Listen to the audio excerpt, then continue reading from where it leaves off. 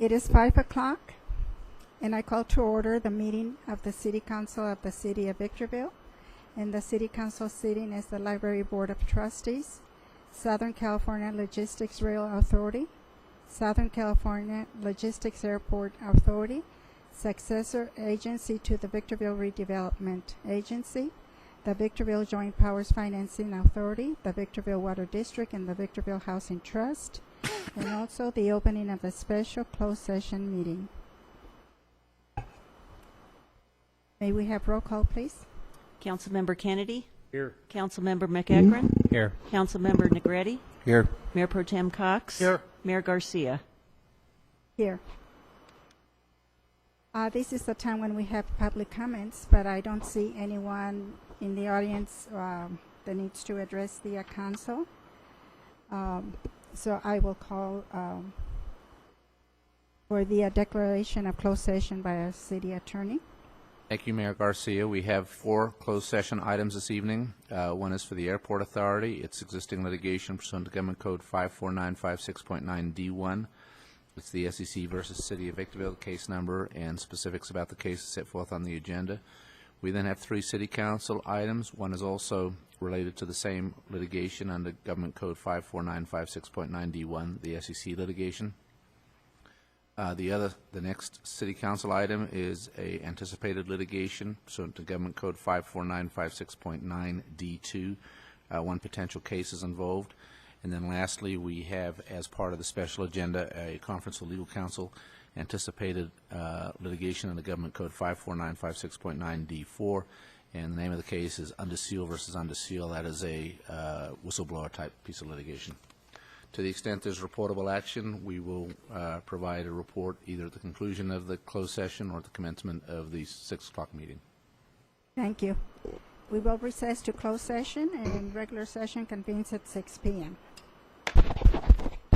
Council sitting as the Library Board of Trustees, Southern California Logistics Rail Authority, Southern California Logistics Airport Authority, successor agency to the Victorville Redevelopment Agency, the Victorville Joint Powers Financing Authority, the Victorville Water District, and the Victorville Housing Trust.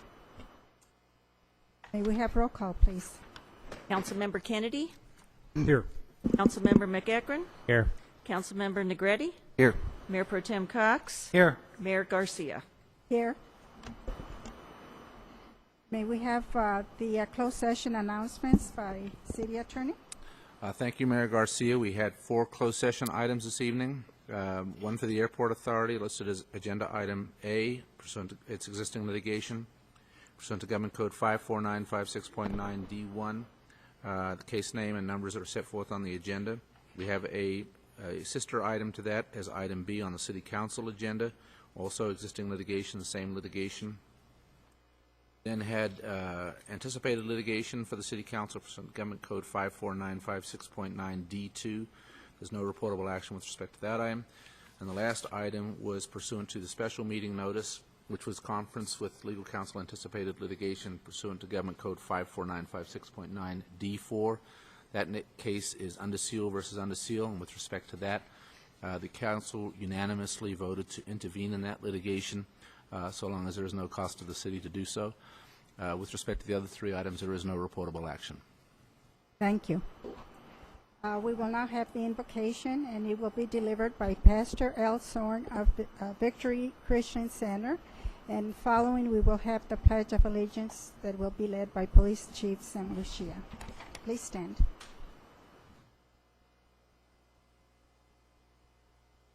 Good evening, Mayor, council members. Let us pray. Father God, we thank you for this time tonight. We thank you for these leaders that we have here, and we pray for our city of Victorville. Father, we declare that they have wisdom tonight and to decide in the matters of which are at hand, and that they seek you in all that they do. We thank you, and just thank you for their safety and all that they do for our city. In Jesus' name, amen.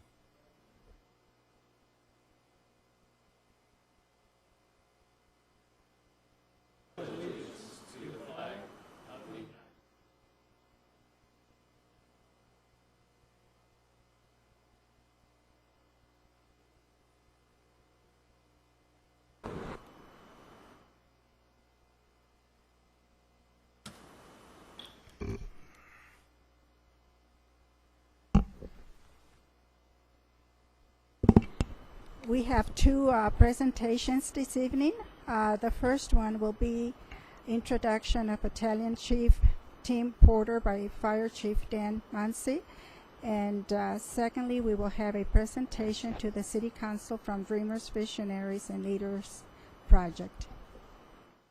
Mayor Garcia, members of the council, city staff, members of the audience, I would like to introduce to you Tim Porter. Now, I once read an article several years ago, and it said we're not hiring farm boys anymore. And it had to do with the generations. Nowadays, the new firemen we hire, they don't even change the oil in their cars. They don't know how to change the brakes. But that didn't happen in 1991. Fire Chief Becker at that time, he hired a cowboy. And I want to introduce Tim to you. Tim started as a paid-call fireman here in the city of Victorville in 1988.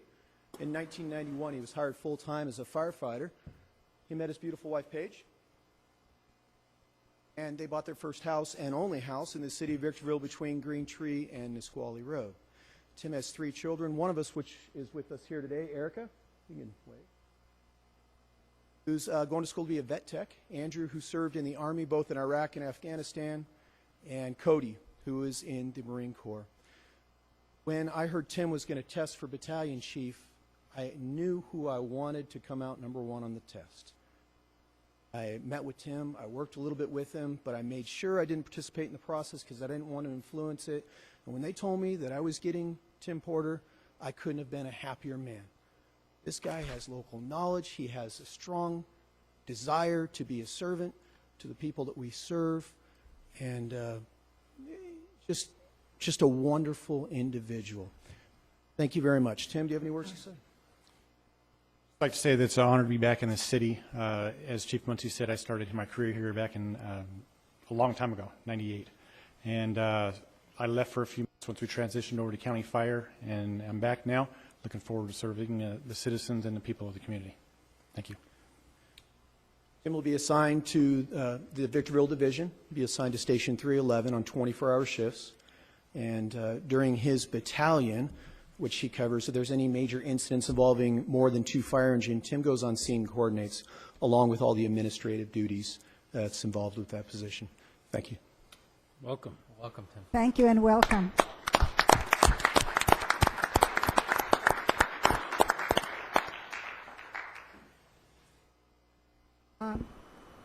May we have our city clerk present the agenda to the council and any revisions to the agenda? I believe that there is one other presentation, Mayor Garcia. Oh, forgive me, you're right. Yes, we do have the Dreamers, Visionaries, and Leaders Project.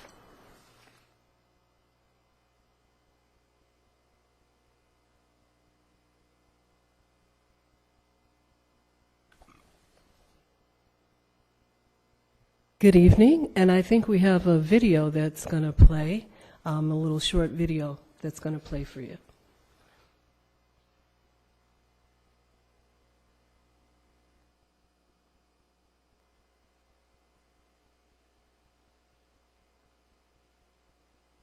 Good afternoon, ladies and gentlemen of the High Desert.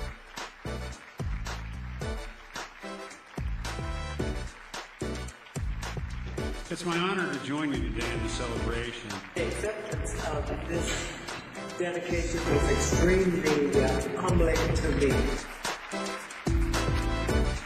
To talk about an inspiration to these young people that need guidance. Ron Foy, please give him another round of applause. Don Lewis. Now, Madam Gibson, if you would please join us. Willie asks that I make his announcement short and to the point. We are proud to honor Mr. Gus Franklin Jr. I'm here to present the awards for today's honorees. This award is presented to Charles Bibbs in recognition of your extraordinary contributions to the Black experience. Ms. Kim Fields with the 2015 DBL Icon Award. I want to thank you all for coming and joining us in celebrating the Dreamers, Visionaries, and Leaders. Ladies and gentlemen, welcome to the 7th Annual Dreamers, Visionaries, and Leaders Tribute Program.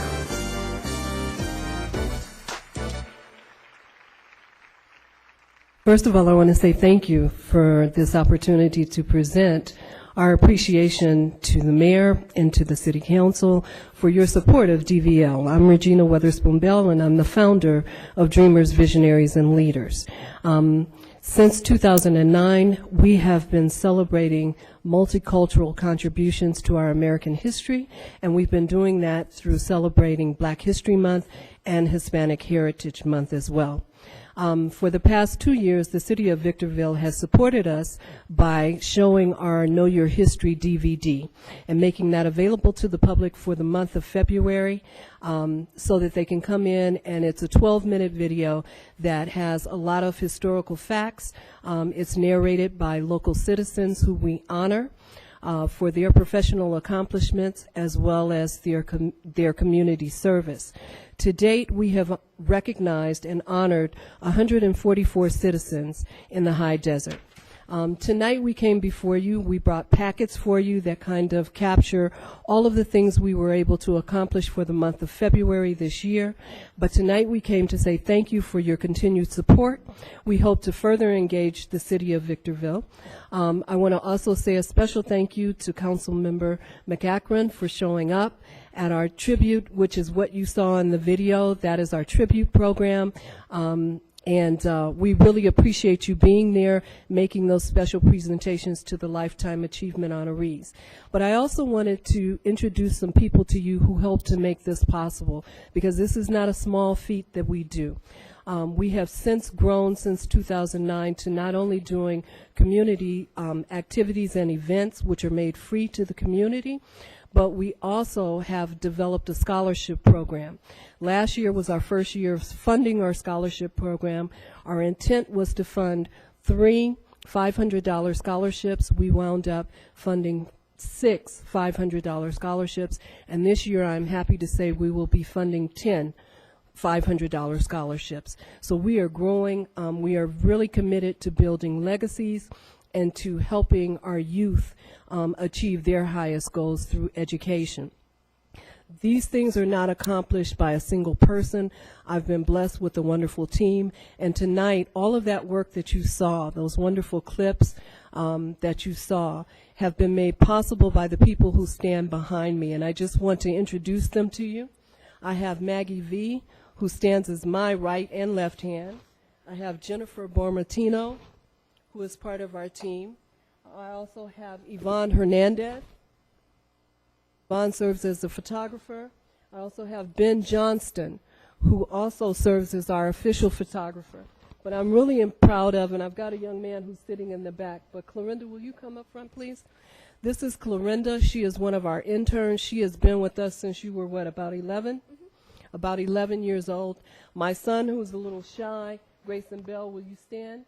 Grayson is also an intern with us, and he has been an intern, of course, as long as Mom has been involved. And he's a third-year college student. He attends the Cal Baptist University. So this evening I came to say thank you on behalf of my team and myself. We have a special memento for you, and I'm going to read it. This is presented to the City of Victorville. We appreciate and value your partnership. Dreamers, Visionaries, and Leaders Project, February 2015. We're honoring multicultural contributions to our American history. Again, we thank you for another year of your support, and we look forward to an ongoing collaborative partnership. Thank you. Is it possible for us to get a photo with all of you? Yes. Great. Doug, is that video on our city website? I couldn't tell you that. If it's not, it will be soon. If it's not, it should be. That was beautiful work. Thank you. Thank you very much. And the gentleman who does that, Mike McKernan, is not here this evening, but he's an outstanding contribution to our team. So if you can, I'd love to have you guys come down and we'll take a photo. As you head down, let me let you know that the 12-minute video that Regina talked about is played on the TV screens near our customer service area throughout the month of February, so that people, as they're waiting in line, can get a lot of education. Yes, thank you.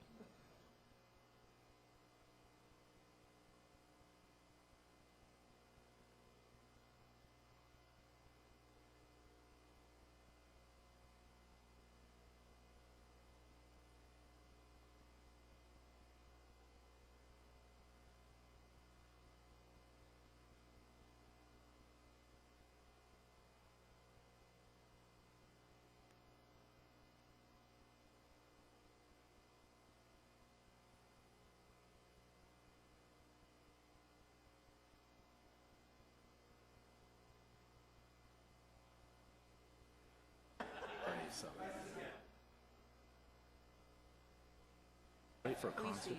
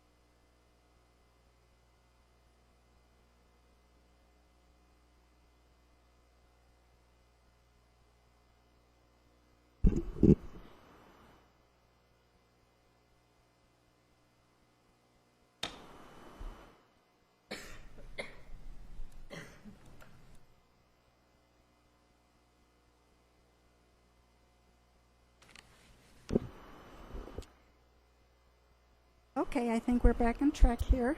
City Clerk, will you present the agenda to the council and revisions to the agenda, please? Yes, Mayor Garcia. The City Council of the City of Victorville welcomes the public's participation in tonight's meeting. Persons who wish to address the council on a specific item or any item that does not appear on the agenda are requested to complete one of the white speaker cards located in the council chambers lobby and give it to the city clerk prior to the meeting. The mayor will call upon each individual who has submitted a speaker card. Pursuant to Government Code Section 54954.3, state law prohibits the council from addressing any issue not previously included on the agenda. The council may receive testimony and set the matter to a subsequent meeting. Comments are to be limited to 3 minutes per speaker or less as deemed necessary by the mayor. Communications are to be addressed directly to the city council. Individual comments to staff or members of the audience are not permitted. Any individual or group who engages in disruptive conduct during the meeting will be removed from the chambers by order of the mayor. Thank you for your cooperation. All documents to be considered for approval at this meeting are before the council. Following are the revisions that have been submitted for tonight's agenda. The first item is the request by the city attorney to remove consent calendar item C7. There is a revision to agenda item number D4, the second page of the staff report, which was inadvertently omitted from the agenda that was posted, is on the dais and available for public review.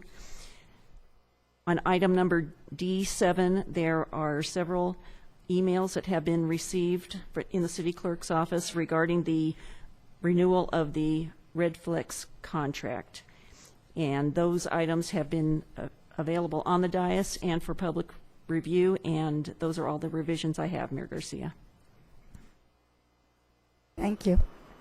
We have no appeal hearings this evening, so we move on to public hearings. And item B1, general plan amendment and zone change, case number PLN 14-00026.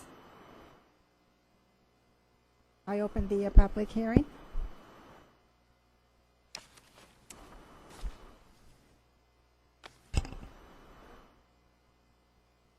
I don't see anyone that wants to come up, or is there someone that wants to come up and speak?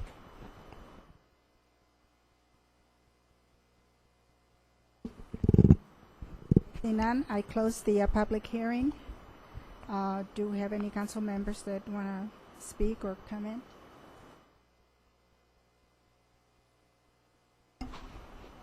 I don't see anybody that wants to say anything at this time. Therefore, we move on to To require an action at this time? Pardon me? To require an action of the council? Yes, the action would be on resolution 15-005 and then the ordinance, the accompanying ordinance. Move approval. Second. Does the movement go with waiver of further reading of the ordinance? Was understood in my second. Motion by Councilmember Kennedy, second by Mayor Pro Tem Cox. All those in favor? Aye. Aye. Opposed? None opposed. Motion carries unanimously. I will read the title of the Yes, ordinance. please. Mayor Garcia. An ordinance of the City Council of the City of Victorville approving a zone change to reclassify property from CA Administrative Professional Office to C2 General Commercial with an environmental exemption located at 14771 7th Street.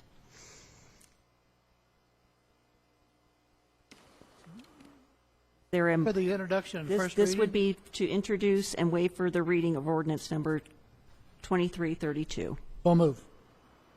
Second. Motion by Mr. Cox, second by Mr. McEachran. All those in favor? Aye. Opposed? None opposed. Motion carries unanimously. And now we have our consent calendar. Move for approval. We need to There's an remove item to be removed from the consent calendar, as I recall. Yes, item C7, so the approval would be with that exception. Second. Motion by Mr. McEachran, second by Mr. Kennedy. All those in favor? Aye. Aye. Opposed? None opposed. Motion carries unanimously. Now we have written communications. Item D1, amendment to agreement and additional agreement between City of Victorville and Mojave Desert Air Quality Management District. Recommendation is that the City Council approve first amendment to a previously approved grant agreement with the Mojave Desert and Air Quality Management District, MDAQMD, for the construction of a CNG fuel station, allocating a funding of $269,308.94 to a parcel of land near Nisqually Road and Hesperia Road, and approved grant agreement for the same CNG fuel station with MDAQMD in the amount of $320,000. Question to the city attorney. I sat on the MDAQMD as a board member. Do I abstain? No, this would not affect, you don't get compensation for that. For your position on that board, so it wouldn't affect you. No, okay.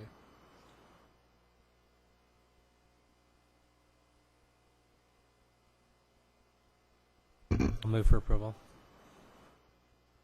Second. Motion by Mr. McEachran, second by Mr. Kennedy. All those in favor? Aye. Opposed? I will abstain from the voting. Abstention by Mr. Cox noted. Motion carries.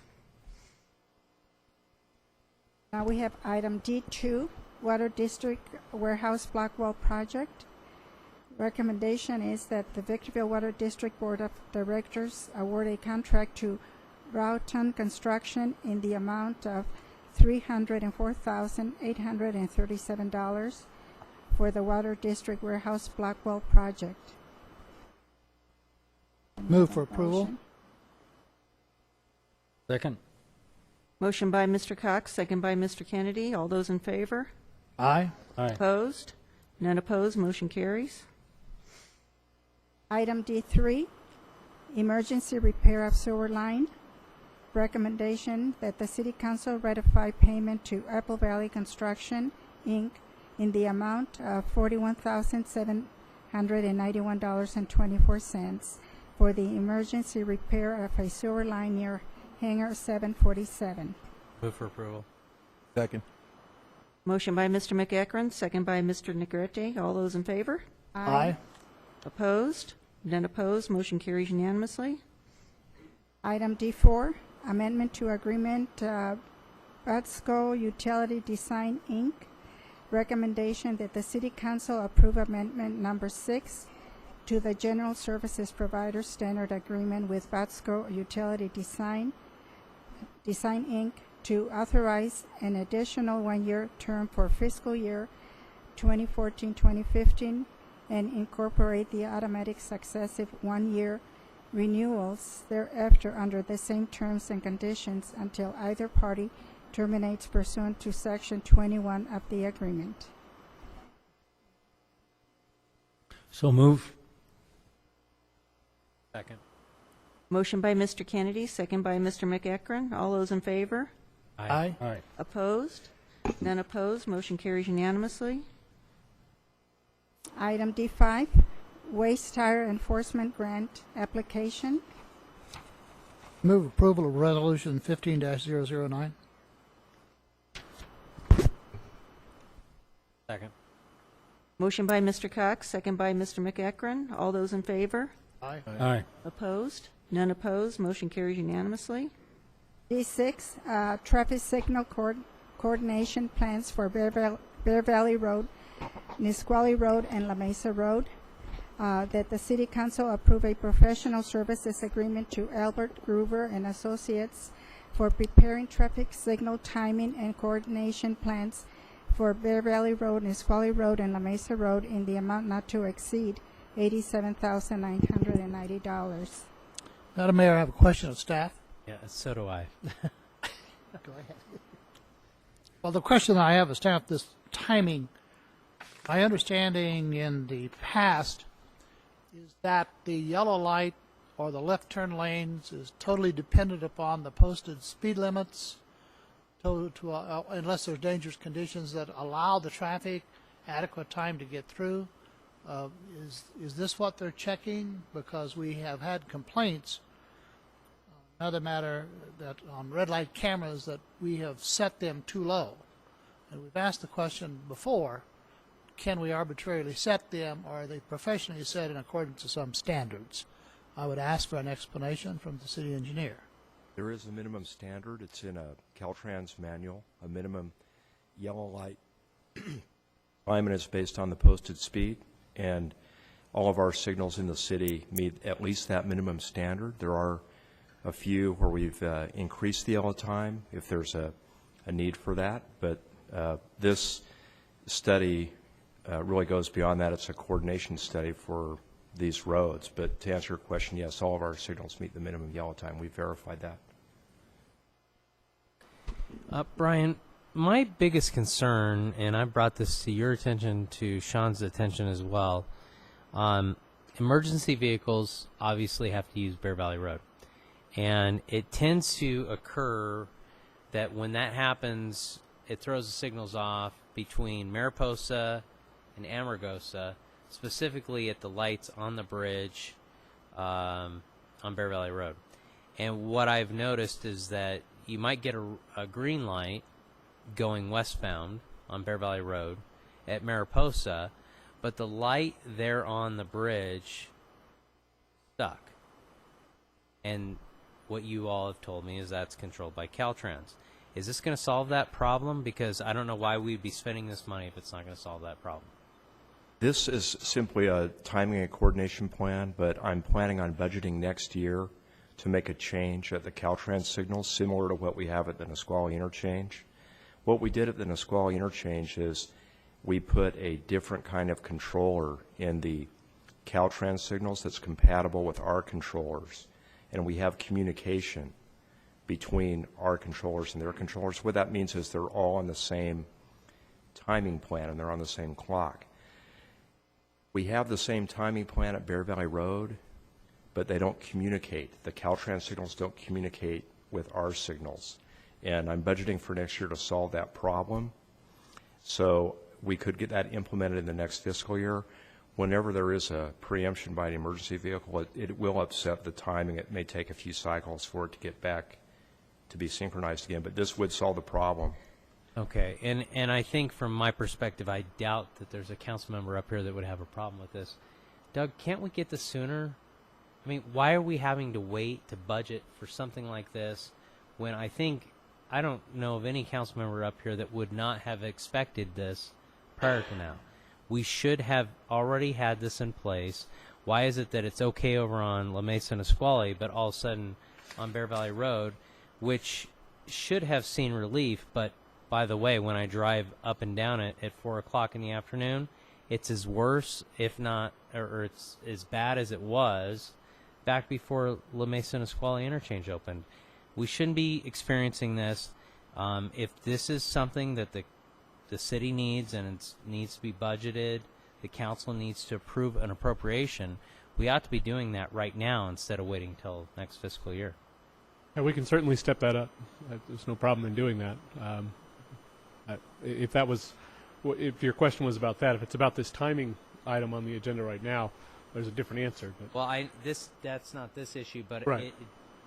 beg the question. So I just want to know, can we get this done sooner than you're requesting it as a part of the next fiscal year budget? That would probably accelerate it by a few months, but we're still going to have to get approval by Caltrans. And actually, we've been working on this for a few years, and we're just to the point now where we're ready to sign an agreement with them to allow them to place our timing plan and our communication, if you will, in their controllers. So we're just at the cusp of that now, but it would probably accelerate it by about 3 months.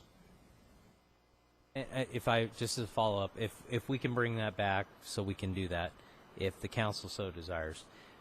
Last thing, I would like to see the council have the opportunity to discuss once again. I know I've had this conversation with Sean as well.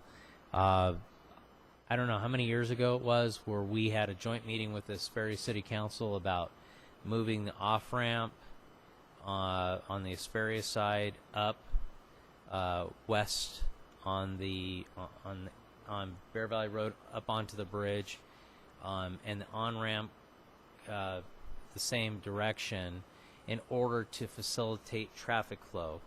You had a 5-0 council here. I think it was 3-2 against with Hesperia. It's my belief Hesperia has changed their mind, or at least would like to reconsider that. Is there any opportunity for us to reconsider or revisit that issue? And is there money from Caltrans to be able to study that and or design it? We certainly could reconsider it. I don't know if Caltrans funding is available now. Apparently back at that time there was some commitment from Caltrans to provide some funding toward that project, but we'd have to contact them and see if any money has been programmed for that. I'd like to actually at least have us agendize that, possibly bring it back for a joint council meeting. Because I think it's worthy of discussion, even if the money from Caltrans isn't there. The idea had merit. It's just that you couldn't get two councils to agree upon it. I think today might be a different scenario. And Councilmember McEachran, what I recall was the moving of the off-ramp, or on-ramp actually in this case, was pretty well universally thought to be a good idea. The controversy was in the concept of actually shutting down the left turn at Mariposa, I guess it would be, in the freeway. And that's where the issues came in. But I think the engineering staff probably proposed moving that on-ramp more than 20 years ago at this point. It's sort of always been out there as a future potential solution to some of the traffic issues. Right, and if I recall at that meeting, the issue with closing off left turn lanes coming westbound or eastbound was somewhat tied to this. It was. And it kind of, in essence, tied our hands because you either had to vote for it or vote against it. I don't necessarily think that from a policy decision that either council has to make that call. We can make the call to make the change on where the off-ramp and on-ramp goes. Bring that back for a discussion to try to do some planning in that regard, eliminating that left turn controversy, which I don't think anyone supports at this point. I'm going to ask another question, and I've heard the answer. I even know the answer before you give it to me, but I'm sure there's got to be some other people sitting in this room wondering why in the world Caltrans controls traffic lights on Bear Valley Road. Well, only at the ramps, at the northbound ramp and the southbound ramp. That's in their right-of-way. That interchange is within Caltrans right-of-way where the ramp intersections are. And it's the same as on Nisqually Road or any other interchange. They control the ramp intersection. I understand that, but why would they care about controlling traffic lights on an off-ramp or an on-ramp? What possible importance could that be to Caltrans? They don't care what happens on Bear Valley Road. What they care about is making sure that traffic does not back up onto their freeway.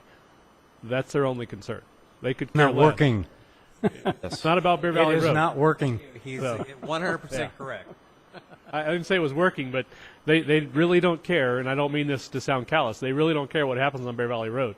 All they care about is what happens that affects their freeway. That is true, actually, yeah. But the good thing is that now we're just getting to the point where we can actually have communication, and that's going to solve a lot of the issues we've had in the past. Yeah, moving the in item the right that's direction. before you tonight actually should help in that regard because it will retime the lights on both of those roads, both La Mesa Nisqually and on Bear Valley Road, hopefully making things better. So, as a part of whatever comes back as a result of this, are we going to have an opportunity to discuss those things? I mean, what the purpose of this is to kind of coordinate the traffic signals, but that could be a bigger issue, a bigger conversation about how we can address that long term. Yeah, the Bear Valley Road interchange is really a completely different project, different issue if you're talking about ramp realignments, but there's a relatively low cost just to replace controllers, to establish communication. You know, that would be probably more in the less than the $50,000 range. So that's not a huge impact. Okay, well then if it needs to come back separately, I'd like to have that discussion at some point. And I agree with Ryan on that realignment. Maybe the city managers could, I think the attitude on the Hesperia Council today is different than it was 5 years ago about that realignment project. And maybe we can find the money. I don't know. I agree.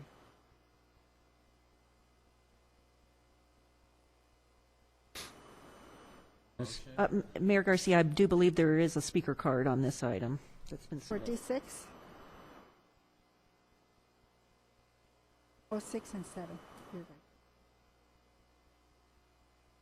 right. E.T. Snell.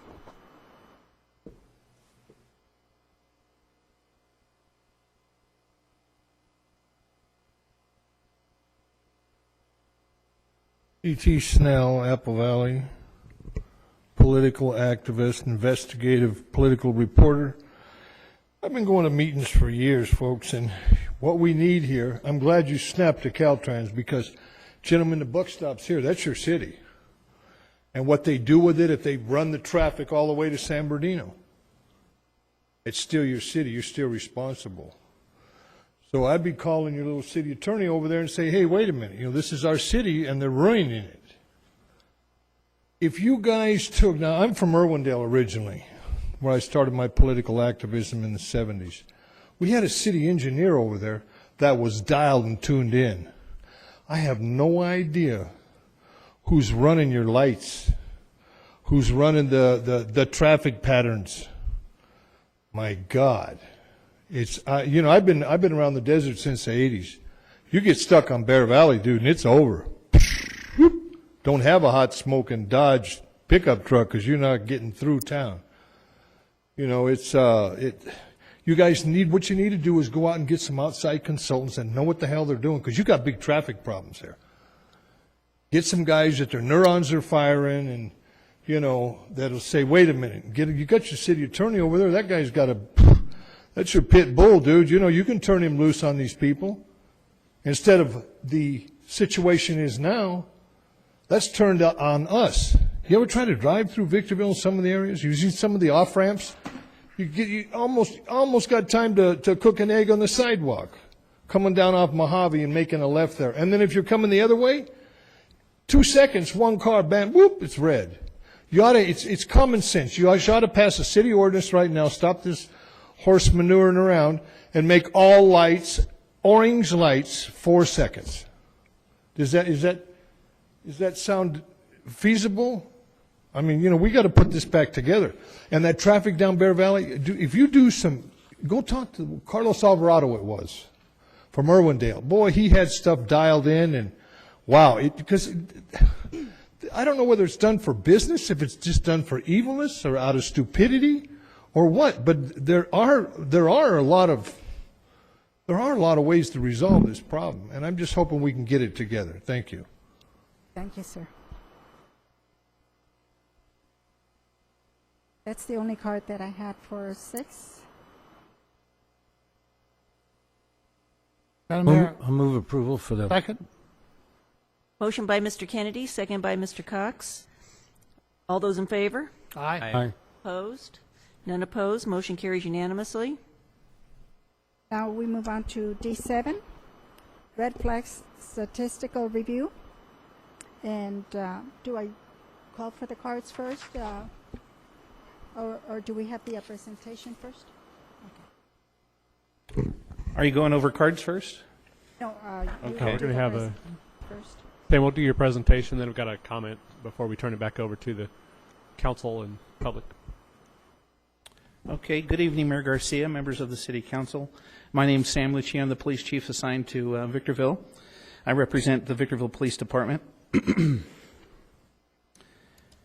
I'll get right into it. In 2007, the City of Victorville entered into a contract with Redflex Traffic Systems for the installation of a photo enforcement system. Originally, there were a total of 16 approaches at 11 intersections equipped with red light camera equipment, which you see on the screen above you. If you'll notice at the bottom of the screen, the red light camera equipment became operational in 2008.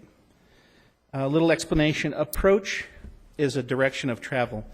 Each intersection can have up to 8 approaches, and an approach is an angle in which the camera fires.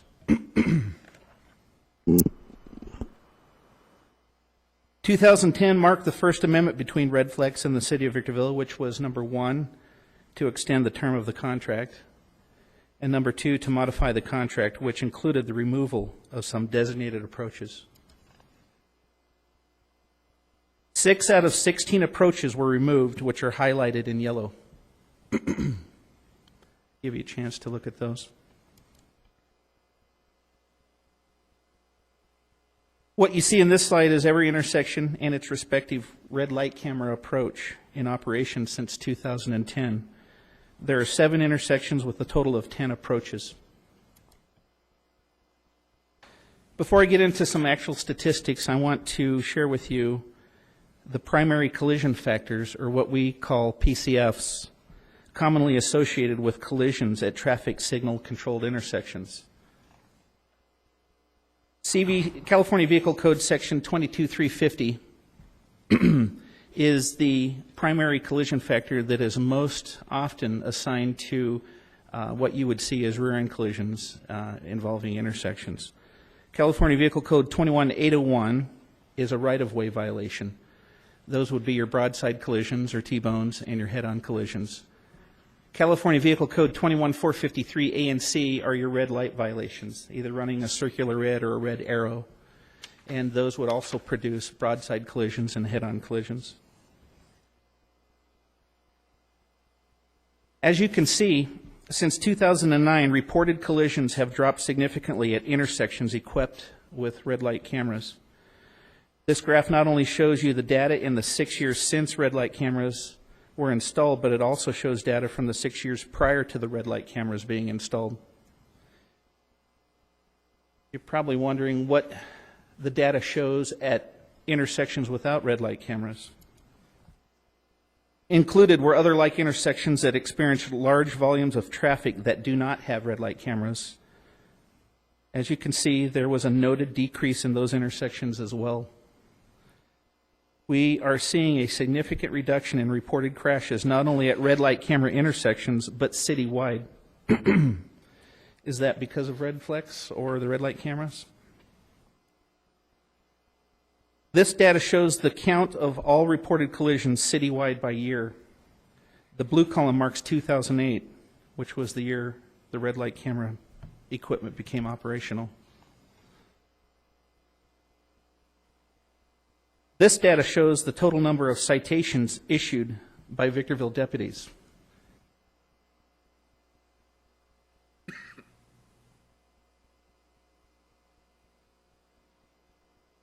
Red light camera processed incidents reflect every time the equipment fires, less rejections for a total number of notices printed. Notices printed include citations, which are actual tickets, and courtesy notices. An example of a courtesy notice would be a gender mismatch or something of that sort, where the courtesy notice is mailed to the registered owner of a vehicle asking that they identify the driver. See, in the dark color are rejections? The brown? No. The 30, for instance, on year 2014, 39,075 were how many times that system fired. Less the rejections for one reason or another. for a total of 18,005 notices that were mailed out. Some of those notices are actual tickets and some aren't. There's about 30 to 35% courtesy notices represented in that 18,000 number. What accounts for that, the fact that you had it fired but you didn't send a notice? My technical person who reviews the red light camera system could probably better answer that question.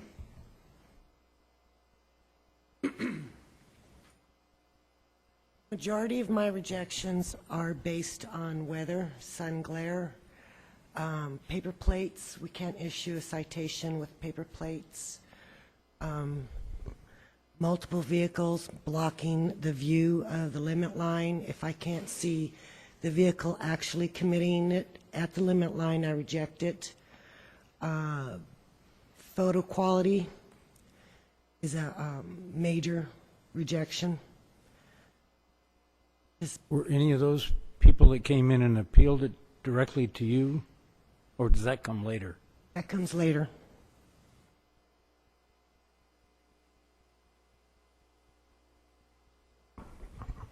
Any kind of lawful reason to dismiss the incident right up front.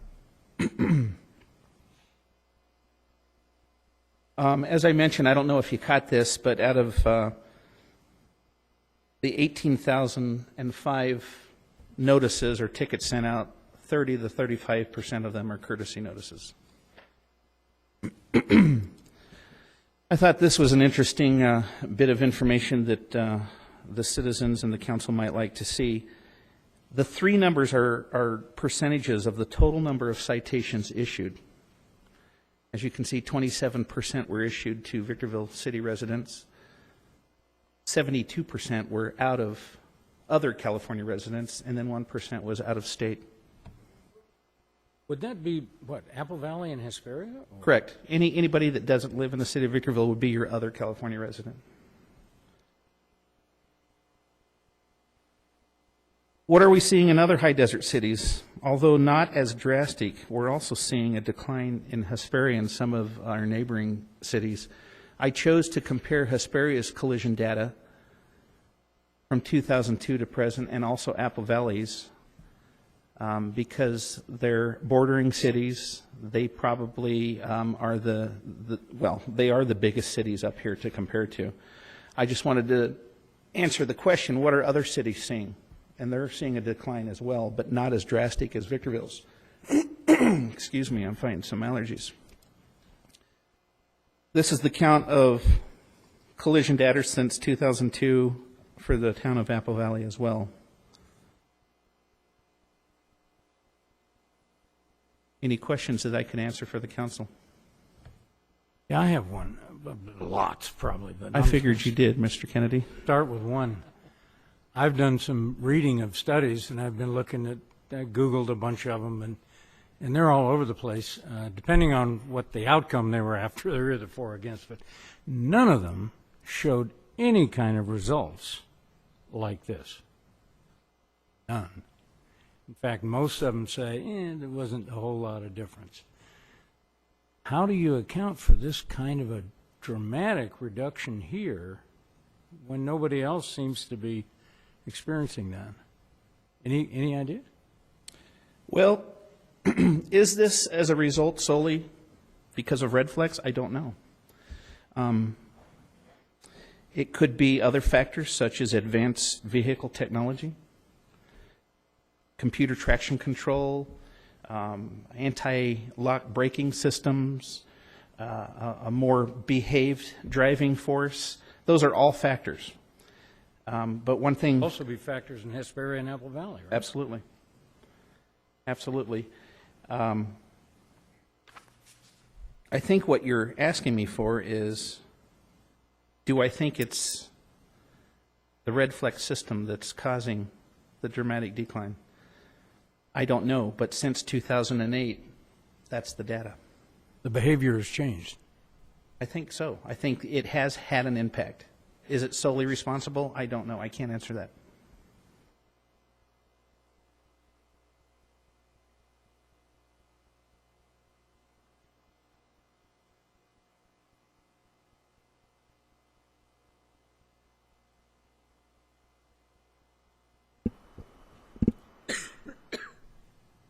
Sam, I'm looking at a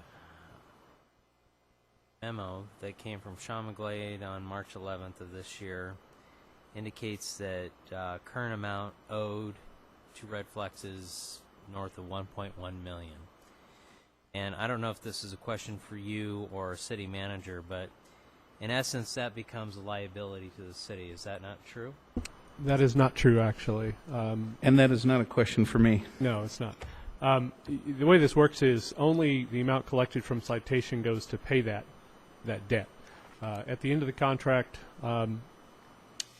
which would be 1 year after the cancellation, essentially, whatever amount is remaining is written off by Red Flex. There's no requirement on the city's behalf to pay that, to pay anything over and above the amount that's actually collected from the citations.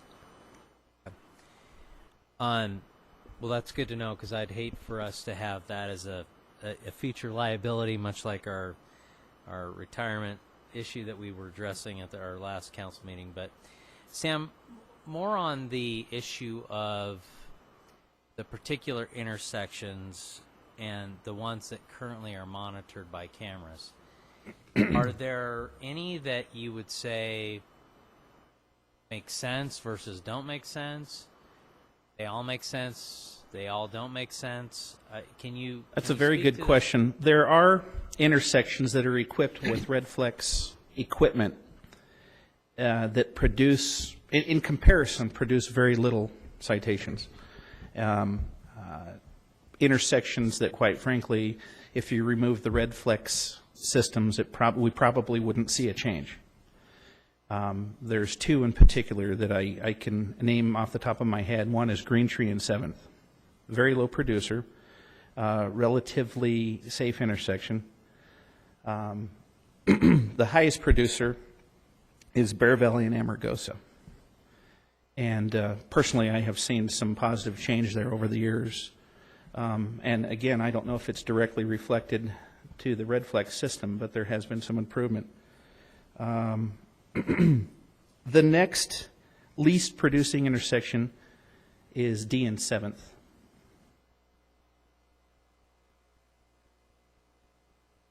So those two are very low producers, and quite frankly, I don't think that the statistics would change with or without the system in place there.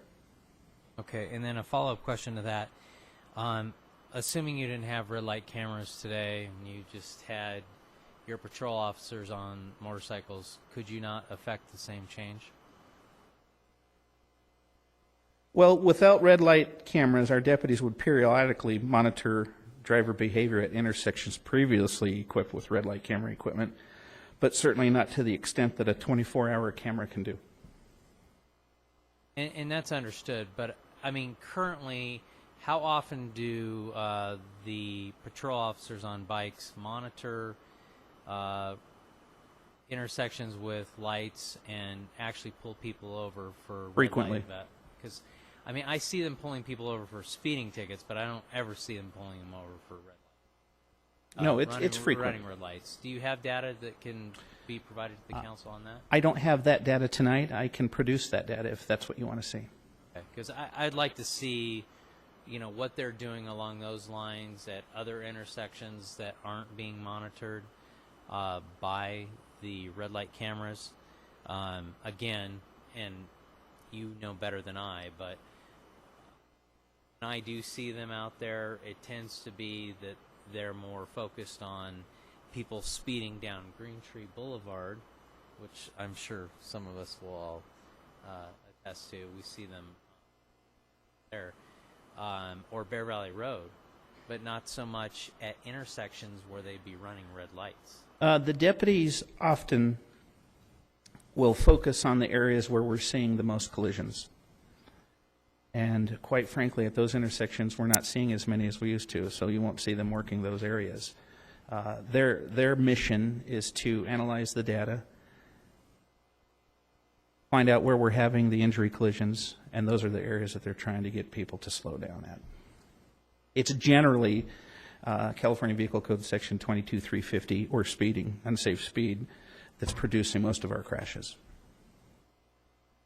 Have you had second thoughts about removing the camera from Park and Palmdale? That which to me seems like one of the most dangerous. There again, I think it's an issue of intersections being so close. Yeah. And the timing being thrown off by emergency vehicles. The same issue you guys were talking about at Bear Valley and the off-ramp.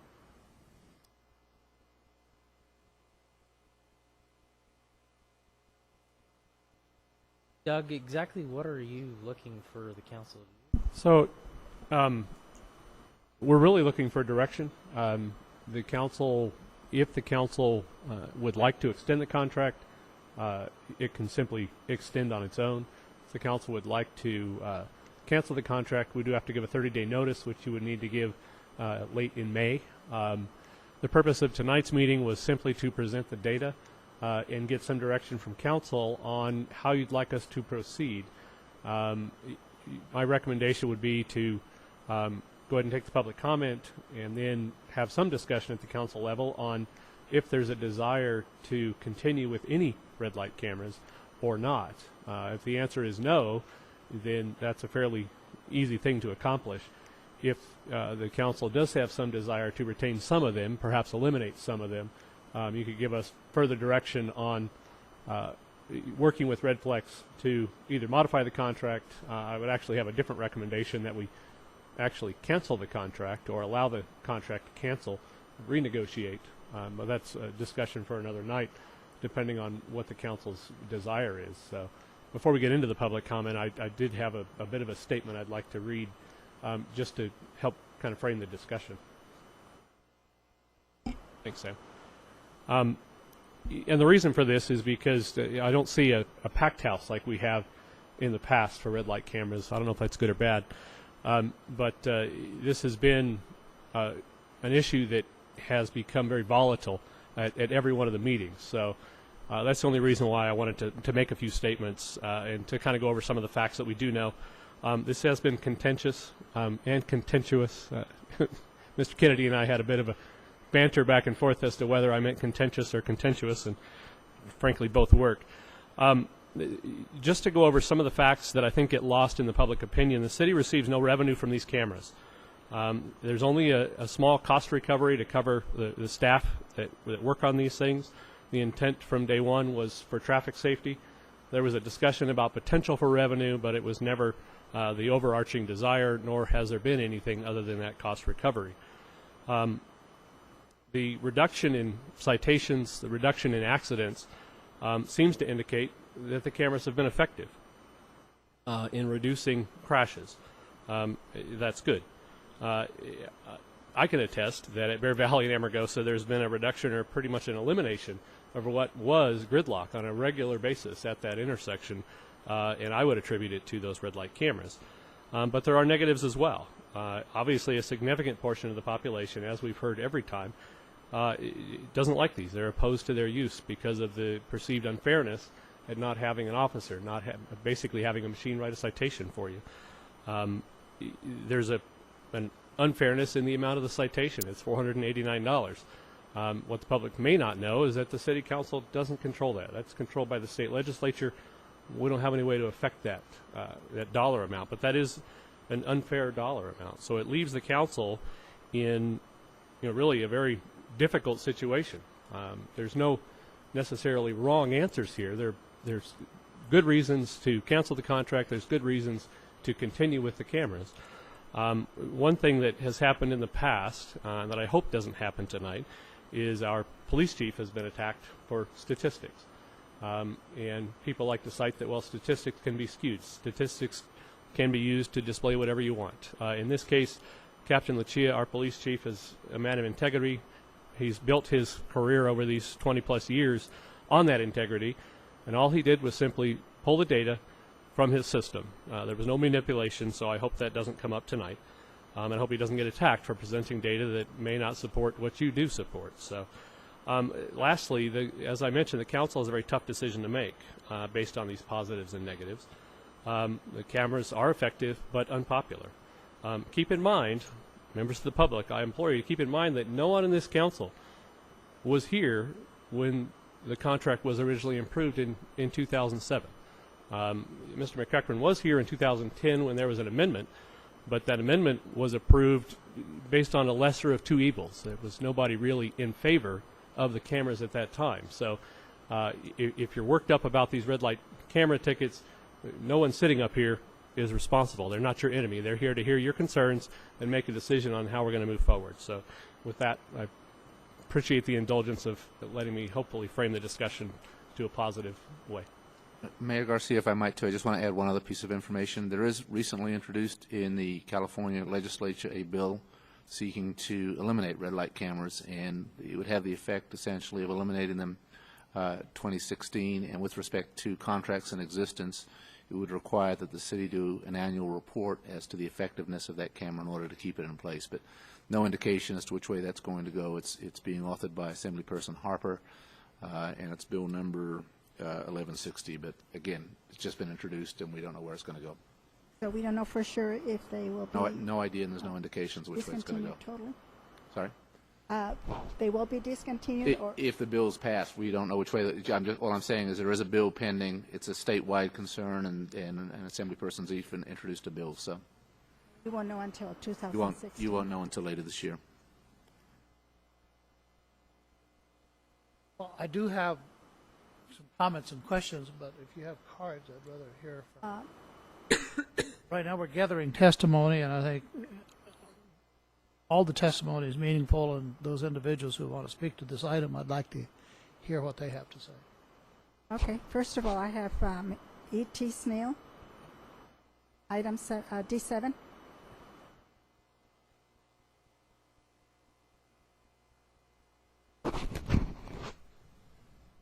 E.T. Snell, etsnell.com. Mr. Kennedy, when you were Googling, did you have the opportunity to Google ReadyFlix corruption? ReadyFlix corruption? You should. I heard. Because, yeah, I know you did. Well, you should Google it. You should have Googled that one up, because I'll tell you what. You know, and I think the possibility exists that maybe this learned council maybe thought they were putting them in for safety. But dudes, beam me up, Scotty, man. We got this big traffic problem in here with the lights and, and the setting them. And look, I'm 68 years old, and I love driving. And I'll tell you what, when you get in Victorville, it's like Victimville with those lights. But then to bring this in, this ReadyFlix thing, and do you know what that does? My SSI check from the government's almost 900. You know what that 468 does? It puts me in the food. That puts me in your food banks. That's where it puts me. And what you're doing here is just, it's pretty simple. We need to take the whole traffic situation, hire somebody like Carlos Alvarado or somebody that does good, been around 30, 40 years, or knows how to run high traffic areas, and bring them in. Come on, you guys, you put this all together. Take that stuff back from Caltrans, because how many people, has there anybody died in that off-ramp over there? I mean, we got some serious problems here. And I really feel, as far as the police department, it's a total screaming embarrassment to some of those people over there of what this traffic thing. I do investigative reporting, and I get a chance to talk to some of them, and I don't divulge all my sources. But it's a complete embarrassment to the police department what's going on with this traffic thing. So it's pretty. And then we have these signals. Some of them are set 2 seconds, and some of them 4. I'm going, wait a minute. It just seems so evil. Is this done by design?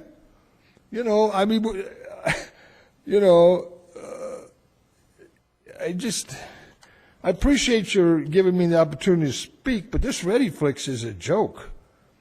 And You have 30 seconds, Mr. Snell. It's so sad that it's getting perpetrated on them. And how about the people out of state? When I went down there was a guy here. He drove 100 miles for his daughter, and they wouldn't let him take care of it. And they both work. So the hardship they're putting on people. I'll stand out there in my clown costume. That'll slow them down too. There's all sorts of ways to slow them down. Thank you for your time. Thank you. Next, we have Charles Colleran.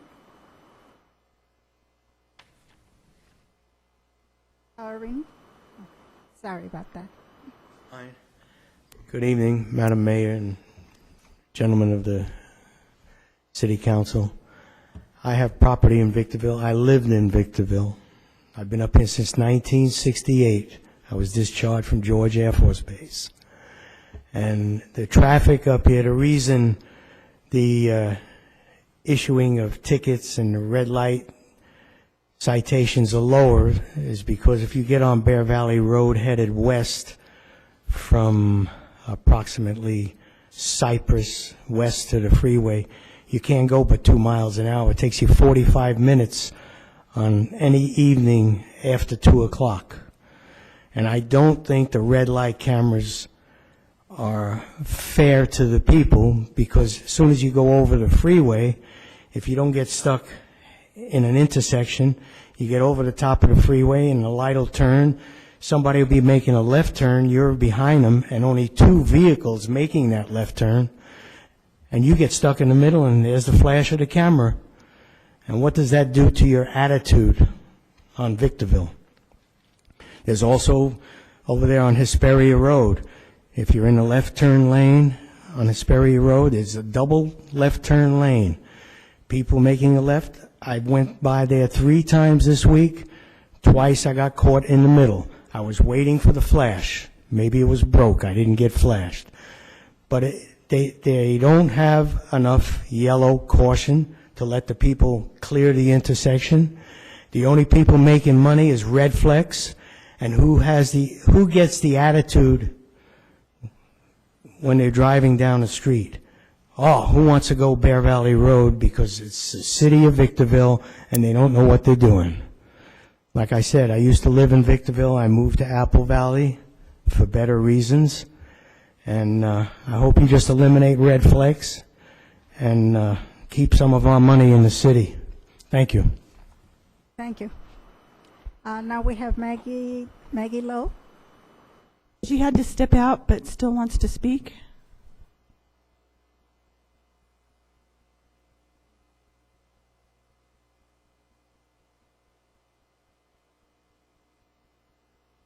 Well, she's the only one I have left.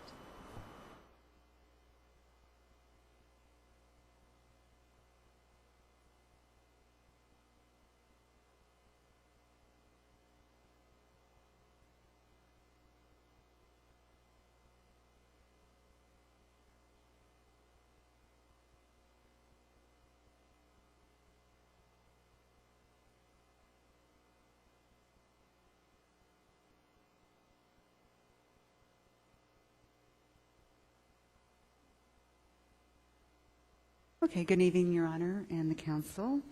I'm going to be honest with you. I could talk for a very, very long time into the wee hours of the morning on this subject, but what I did to spare you that is I printed 12 pages off of a variety of internet articles from neighboring cities such as Riverside, etc., and I highlighted some points about it.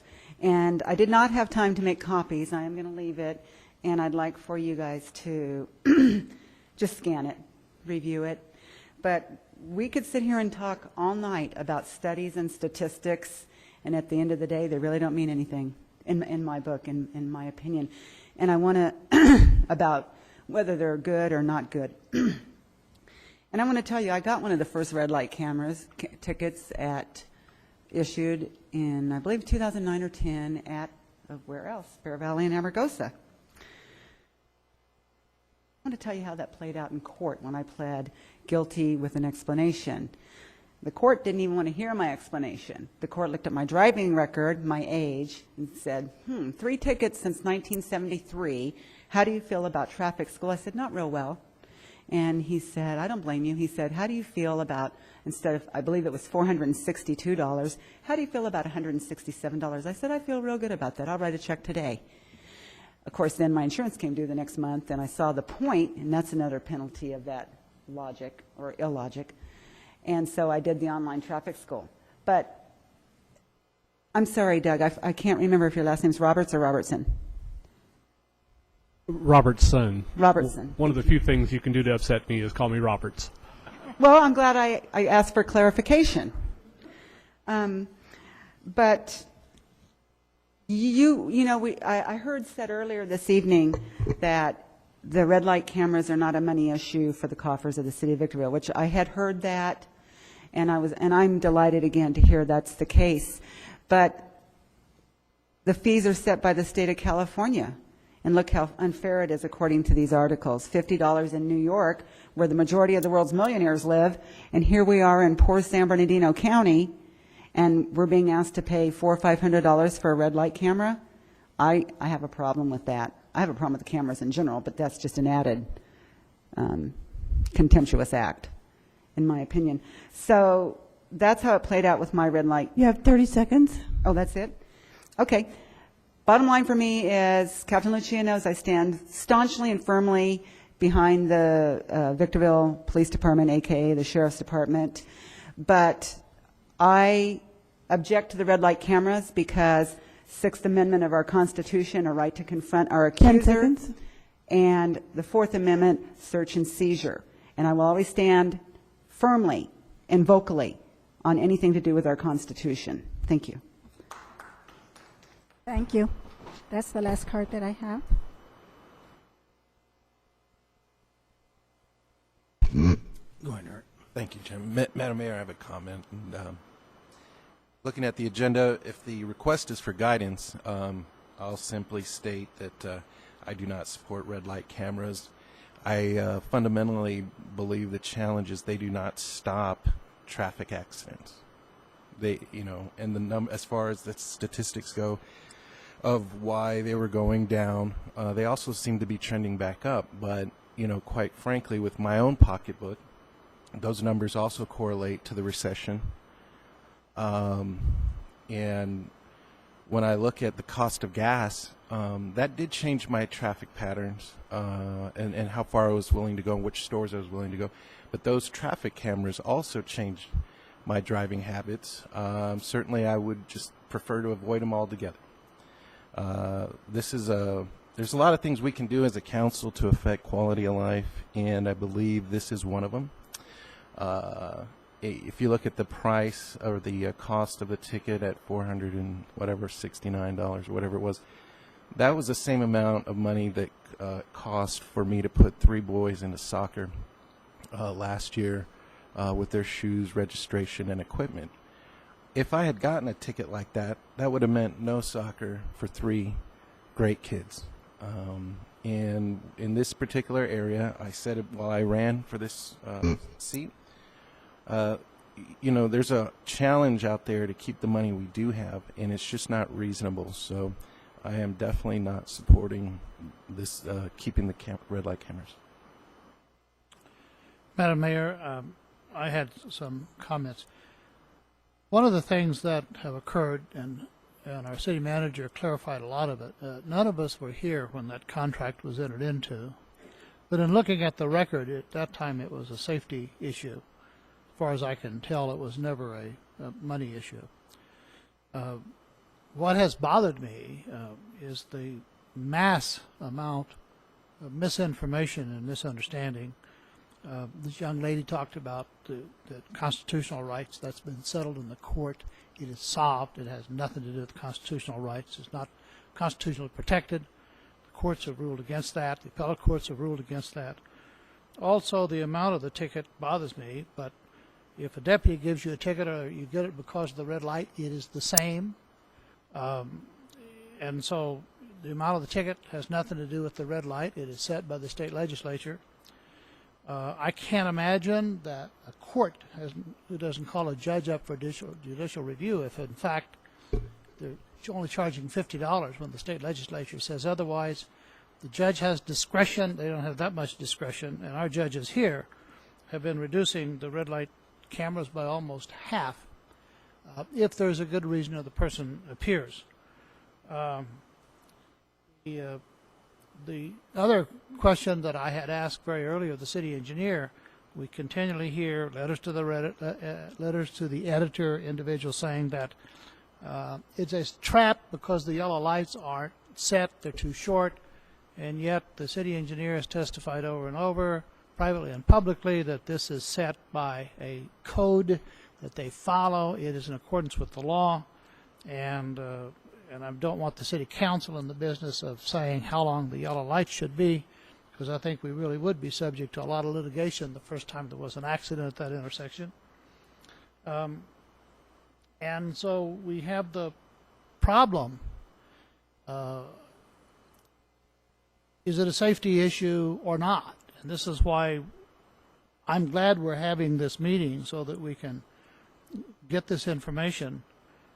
Unfortunately, we still have the same misinformation being repeated over and over. So it doesn't come down to a safety issue, it comes down to a political issue. And the courts have ruled, the state legislature has ruled. I have asked that the mayors of the Mountain Desert Division of the League of California City get together and petition the state in regard to the high cost of traffic fines that the state legislature has imposed. I think it's outrageous. But if you get a ticket from a deputy, it's probably going to be higher than if you get a red light camera. And that's not going to change until the state legislature changes it. What is amazing is that I listened to the police chief, and the safety issue is a real issue. The traffic accidents have gone down, but we really don't know why. I'm not sure we're going to know why. One of the things that we do here is that we know Victorville has red light cameras, and so we're more cautious. I'm sure you read in the paper that the college is thinking about putting in cameras. It changes people's attitude, and it's a safety issue. Cal State San Bernardino is putting in cameras. Changes the attitude of people, and it's a safety issue.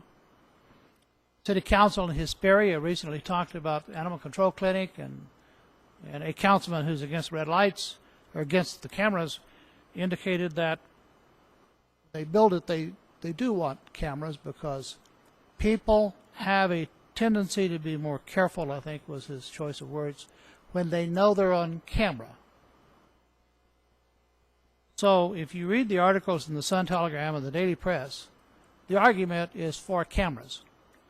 I've heard individuals say that they do want cameras, but just not red lights. And you can't pick and choose. If cameras make it safer, then it's safer. If it doesn't make any difference, then it doesn't make any difference. It's a matter of what the facts show.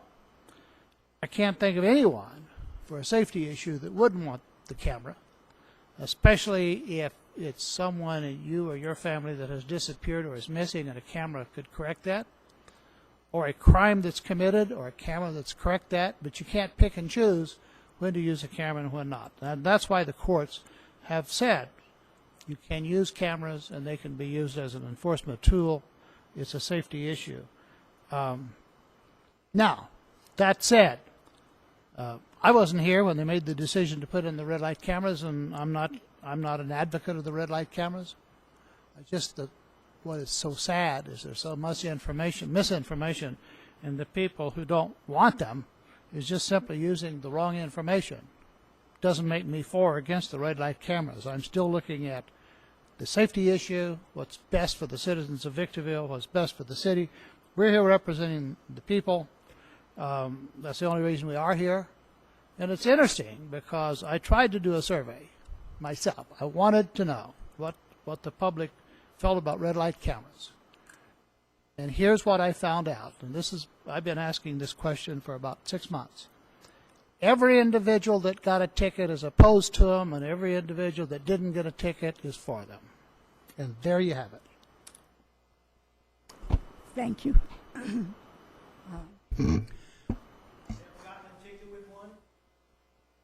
I got a question, if I may, for Sam.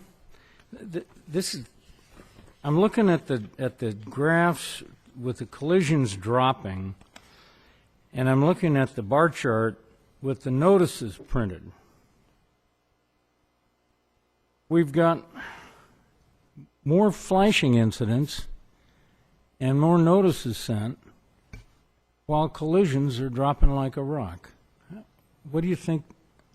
So we're sending as many or more notices out, so there are just as many red light camera incidents, but no collisions, or the collisions are just dropping like a rock. What do you think? I'm not sure I understand the question. You're asking me why does the number of activations increase, yet collisions are decreasing? Yeah, because it would seem to say when you're sending that many notices that people are running red lights pretty much the same pace they ever have, or having the infractions. But the collisions have dropped like a rock. I don't know at what pace they were running the red lights prior to the installation of the equipment. I'm trying to figure out how we can get to this, this answer here. If Brandon could bring back up to the PowerPoint, there were two numbers. The one on top was the total number of firings, and the below number was the actual notices mailed out. And I believe in 2014 there were 18,005 mailed out, and there were 39,000 and some number of activations. Okay, I wanted to look at that to see if the 18,005 was the highest number since 2008, and it is. So what you're saying is we're continuing to see an increase in the number of activations, and we're continuing to see an increase in the number of notices mailed out, which includes tickets and courtesy notices. And we're seeing collisions decline. I'm not sure how to answer your question. I'm not either. What it says to me, I guess, is by some odd result, we're getting a dramatic drop in collisions, which anything that does that, I'm pretty much in favor. And we're seeing a decline in other jurisdictions without them, and we're seeing a decline in intersections without the equipment. But what does that suggest? Doesn't that suggest that people conscious of red light cameras have changed behavior? They aren't selectively careful about chasing yellow lights. The problem is not running red lights. The problem is chasing yellow lights. You're trying to get through a yellow light when you know you're pushing it. And most of us who have a safety consciousness are going to say, I'm not going to push it. Every one of us sitting up here and everyone in the room at one time or another has pushed a yellow light and ended up running a red light. What I'm getting at is that because there's some consciousness of the cameras, and nobody knows for sure where they all are, we've all sort of backed off this It's absolutely a factor. to chase yellow lights. Absolutely, it's a factor.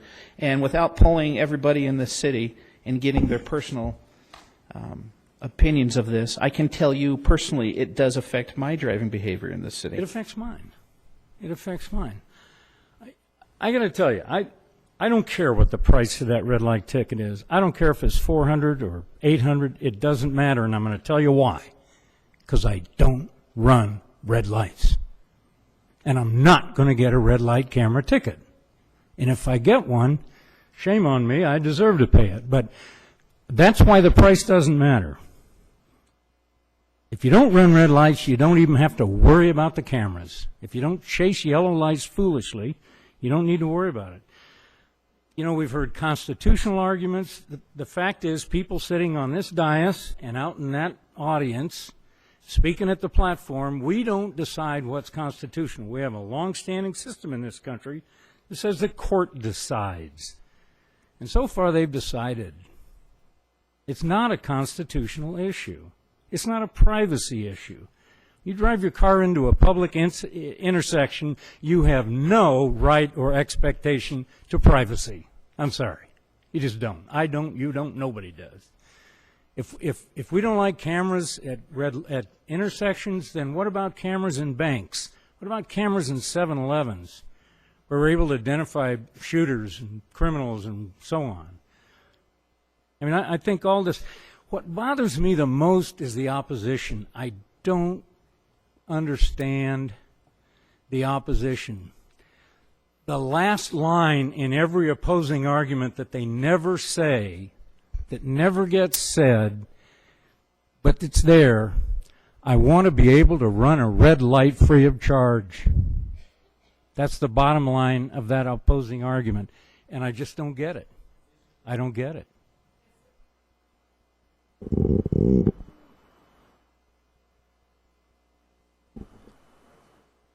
And if that happens, and frankly it happened to my wife, she went to the sheriff's station, they didn't know who she was. She said, I got caught behind a truck in the middle of an intersection. And they said, you're right, that one's got no merit to it. There's a course of action. If you think you got a raw deal, go to the sheriff's station. They'll reject them. Sam? I'd like to clarify a misconception that I heard from the audience. If you are inside an intersection and you have entered that intersection legally, which means you have crossed the limit line while the light was still yellow, and you were somehow brought to a stop in that intersection, the red light camera equipment will not flash on you. It will not fire. And if it does, it'll be rejected. Now I understand that my grandson was lying. Yes, he was. Did he show you the video?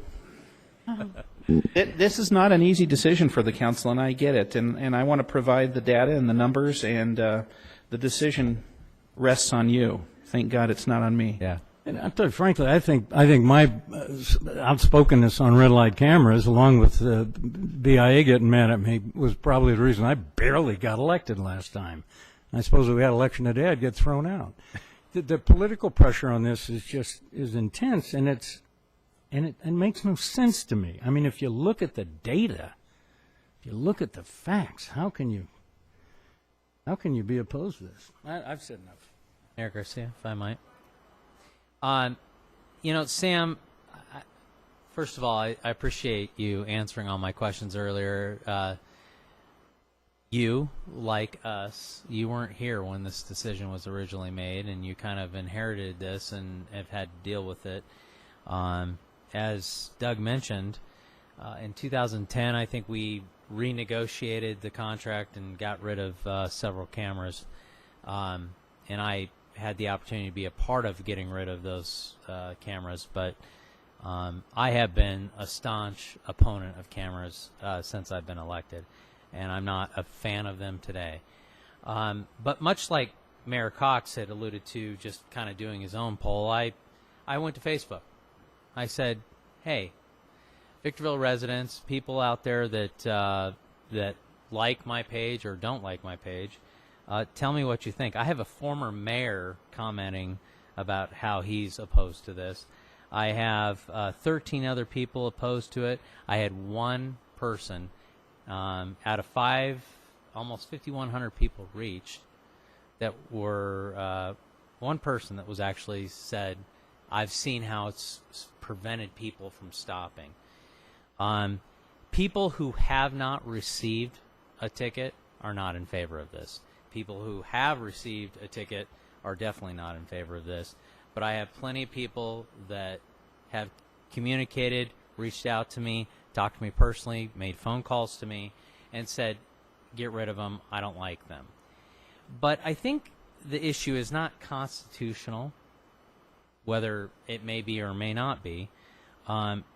It's not an issue of what's the cost of the ticket, because we all know that if you had a deputy on a motorcycle pull out after someone that ran a red light at Amargosa and Bear Valley Road, the fine would be the same, would it not? It would. Thank you. That none of those arguments, much like Mayor Pro Tem Cox had alluded to, hold weight. None of them do, because at the end of the day, everything is the same. So the question to this council is, we have been seated with a policy decision that was made by a previous council, not by us. It is up to us whether or not we want to uphold that policy decision or we want to do away with it. Quite frankly, from my perspective, I have no desire to see cameras at intersections anymore, whether or not they promote public safety or not, because I know that you can do it with your own deputies. I know you can accomplish the same thing with those your deputies that are on the bikes out there that are patrolling our streets daily. And if we have to allocate funds for you to hire more, or direct you to put them on those particular corners at those particular intersections that are the most problematic, I'm sure we can affect the same change. At the end of the day, and again, this is not, Sam's looking to us. What do you want me to do? It's a policy decision. Yes. Do you want cameras on your street corners monitoring people who run red lights, who, by the way, and I wish you had these facts and figures, how many people ran red lights before there were cameras versus how many people run red lights today? People still run red lights. This has not done anything to prevent that, and you can see it based upon the numbers that Redflex provides to us. So, from my perspective, I don't think that we need to keep this contract in place. If you're looking for direction, you're looking for emotion, I don't know what you're looking for tonight, Doug. I'd ask you to clearly define that to the council. But from my perspective, I'm ready to say, let's not renew this contract. And that's not political. I've always stated that since I got elected. I know there's more comments from the council, but that's essentially what we're looking for at this point. If the council, a majority of the council wants to simply terminate the contract, I think that's direction you can give to us tonight. If a majority of the council wants red light cameras to continue in some fashion, I have a different recommendation, which would actually be to terminate the contract at the end of its term and actually renegotiate a contract for the future, because I think there's a better way on a go-forward basis, if that's what the council wants. But I think that's exactly what we're asking tonight is this new city council. What's your opinion of red light cameras in general? Would you like them to continue in some fashion? Obviously, some are more effective than others from a gridlock and a traffic safety standpoint. That's the ones that we would want to keep, if you want to keep any. There are some, I think, and Sam thinks, that could easily go away. Now, if we have the option to discontinue the contract now and then renegotiate for future, if we decide we just want some, not all of them, I don't know what the council's thinking may be on that. I have a question. I had understood this was for a statistical review, to get the presentation, information, gather information, and then it was going to be at a different meeting where we actually took the action. I believe if that had been on here to take an action, you would have other people in the audience who'd want to speak on that. Clarify that? Sure. The action, if the action from the council or the direction from the council is to terminate the contract per the terms at the end of June, then that's a decision that can be made right now. If the council is interested in keeping some or all of the cameras, the recommendation would be to bring that back at a future meeting. That's right. For discussion. We would like, if that's the option of a majority of the council, we would like some direction on how that might proceed. I could see it essentially directing staff to review each of the individual approaches and come back with a recommendation to keep each one that makes sense, and to negotiate some either change in the contract or termination and a new contract on a go-forward basis that could actually provide some revenue to the city in the future that could be used for additional law enforcement. So that ultimately, that's only a decision if a majority of the council wants to retain some of the cameras. I think, from my perspective, Doug, that puts the policy decision in this council's hands. We terminate the existing contract. We tell Redflex, look, you want to bring something back to us, then you bring something back to us. Then that becomes a policy decision of this council on a go-forward basis effective July 1st. But as to this contract, I would like to make a motion to terminate as of June 30th, when it automatically would terminate anyway, right? And that would be my recommendation regardless, would be to terminate this contract effective June 30th, and should the council want to continue with some red light cameras, that be completely renegotiated as a new contract for a future meeting. I don't, but if you want to bring that back before this council, that's your prerogative. It depends on how many of you want to continue them at all. That's really the direction that we need, is if there's 3 votes to terminate it and not have red light cameras, then the decision is made tonight. If there's only 2, which I'm trying to do the math here, Not that we've heard from everybody, but if there's only 2 and there's some interest on the other part of the other 3 of continuing with some cameras, we can take that direction and renegotiate or negotiate a new contract after terminating this one. Well, since we do have a better understanding of statistics, and at least I feel that I understand better, you know, whether it's a positive or negative for them, we could continue this and make our decision at the next meeting, or I believe there's a motion No, on. if I do. Yeah, there is a motion. I'd second that motion. I was going to say, if I saw the data said they weren't effective, that there was no real benefit, who needs the grief? I don't need to have people shout at me and tell me I'm an idiot. We'd get rid of them. What bothers me is the part that I can't quite reconcile is if you look at the citations, if you look at the number of camera infractions, it hasn't changed. In fact, it's increased slightly. But the collision effects have dropped. Are they unconnected or are they related? I don't know. I think what we need to do is, I mean, I don't mind this. If you want to cancel this one, and everybody wants to do that, I'd go along with it. But I'm not prepared to get rid of red light cameras. I think there's been too much positive effect.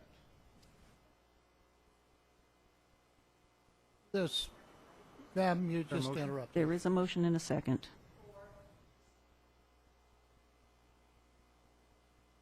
Are we ready?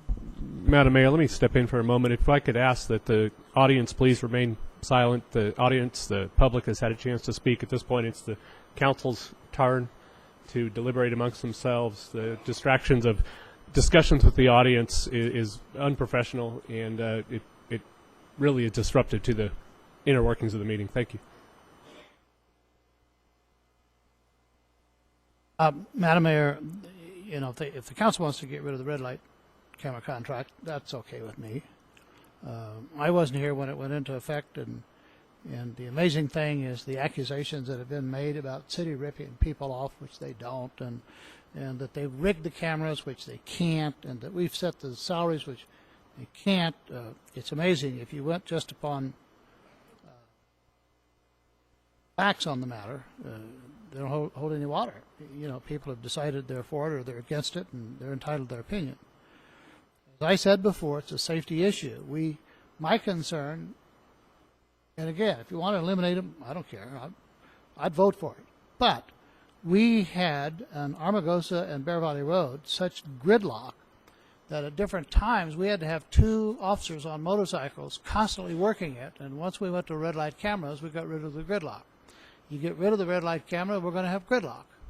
There are 2 or 3 intersections that we've got to either make a decision to hire more officers to watch those intersections or keep the cameras there. For most intersections, we probably could get rid of them without any effect whatsoever. That's why I was looking forward to this meeting to get all of this data to see if we, in my opinion, to make the best decision possible for the people in the city. But receive the data and they're prepared to move, so be it. In regard to getting the red light camera, we can't, well, we could, but we're not going to. That's not the motion. The motion is to just eliminate it. There's a motion and a second, and we will vote on that at the end of the discussion. I'm not sure now what's going to happen if there's a positive vote to do with the cameras. When you bring it back, I don't think there's going to be a tendency to want to put red light cameras back in the intersections, which means that we are going to be faced with how do we handle those troubled intersections? And I'd like to keep that in mind when we're voting on that, because this is going to be a problem. But you know, red light solved it. It's going to be a problem. We'll just have to deal with it at the time we deal with it. But tough decision. I didn't expect to make a decision tonight because I didn't think that's what the agenda item said. But here we have a motion and a second. So. And it's going to be widely misunderstood, because I can see the headline tomorrow morning, if we cancel this contract tonight. It's going to be widely misunderstood that it's settled, that it's over. Not over in my mind. So whether we modify this contract or or look at a new one. It's still got to come to a vote for us. And it makes sense to me. Sam's already suggested two. Maybe there are more than that we ought to eliminate. But there are some that I think we ought to continue with. And I don't want anybody to think that's not going to come back. I hope it, unless you all say it's not going to come back, and I'm by myself. Part of the reason why we put this on the agenda 2 months before a decision has to be made on this contract was to see if the council wanted more data, if you wanted more input, if you wanted to give us direction to either renegotiate the contract, terminate this contract, and negotiate a new contract effective July 1. There's a lot of options available to the council. As I mentioned to the newspaper, I don't know if it made it in the article, but there's only one direction that could be given tonight, and even it may have to come back. I don't know. It's more of an attorney opinion, but there's only one direction that would end the discussion. That would be to simply terminate the contract and not continue to discuss having red light cameras. The fact that my recommendation would be to terminate the contract regardless, I would, if the council's desire, a majority of the council's desire is to continue with some level of red light camera enforcement, I would recommend that the direction be given to indicate a termination of the contract, but negotiate a new contract effective July 1 on a go-forward basis for those intersections that make sense to the police chief and staff. The difference between modifying this contract and terminating it and negotiating a new one. What's There may be just semantics, but this contract carries that debt that you see in the staff report. That is an ongoing debt that is paid by any future citations. I don't know. I have not talked with Redflex. I have no idea their appetite to renegotiate or to eliminate that debt or to have some revenue sharing in the future. I can tell you that traffic safety was the key issue, but there was a discussion about revenue and the potential to add revenue to the city. If it was the council's desire, and I don't want to put words or opinions in anybody's minds, but if it's the council's desire, we could attempt to negotiate with Redflex to have a more fair sharing of that revenue. You see the fairly large numbers in revenues that have gone to Redflex over the course of this contract. None of those dollars came to the city other than that cost recovery. So, their cost for installing the cameras is set. They are in place now. So I would think rather than a flat-out elimination of the cameras, they would be amenable to sharing that revenue stream so that we could potentially add more police officers on our streets or something along those lines. So it just depends on what the attitude of the council is with regard to whether or not we have any red light cameras in the future. That was a stretch. So. Okay, just to clarify, my motion is not to go down that road. My motion is to terminate this contract. If there is a council member that wants to bring red light cameras back before this council on a particular basis for a couple intersections, then that's any council member's prerogative. At the same time, as a council member, I would like to bring back at some point giving direction and additional funds to staff and to our police department to add additional patrol at those various intersections that we have a problem with. So, I mean, if we are going to go down that road, my prerogative tonight and the nature of my motion, which I don't know that I need to restate it, was to terminate the contract effective June 30th.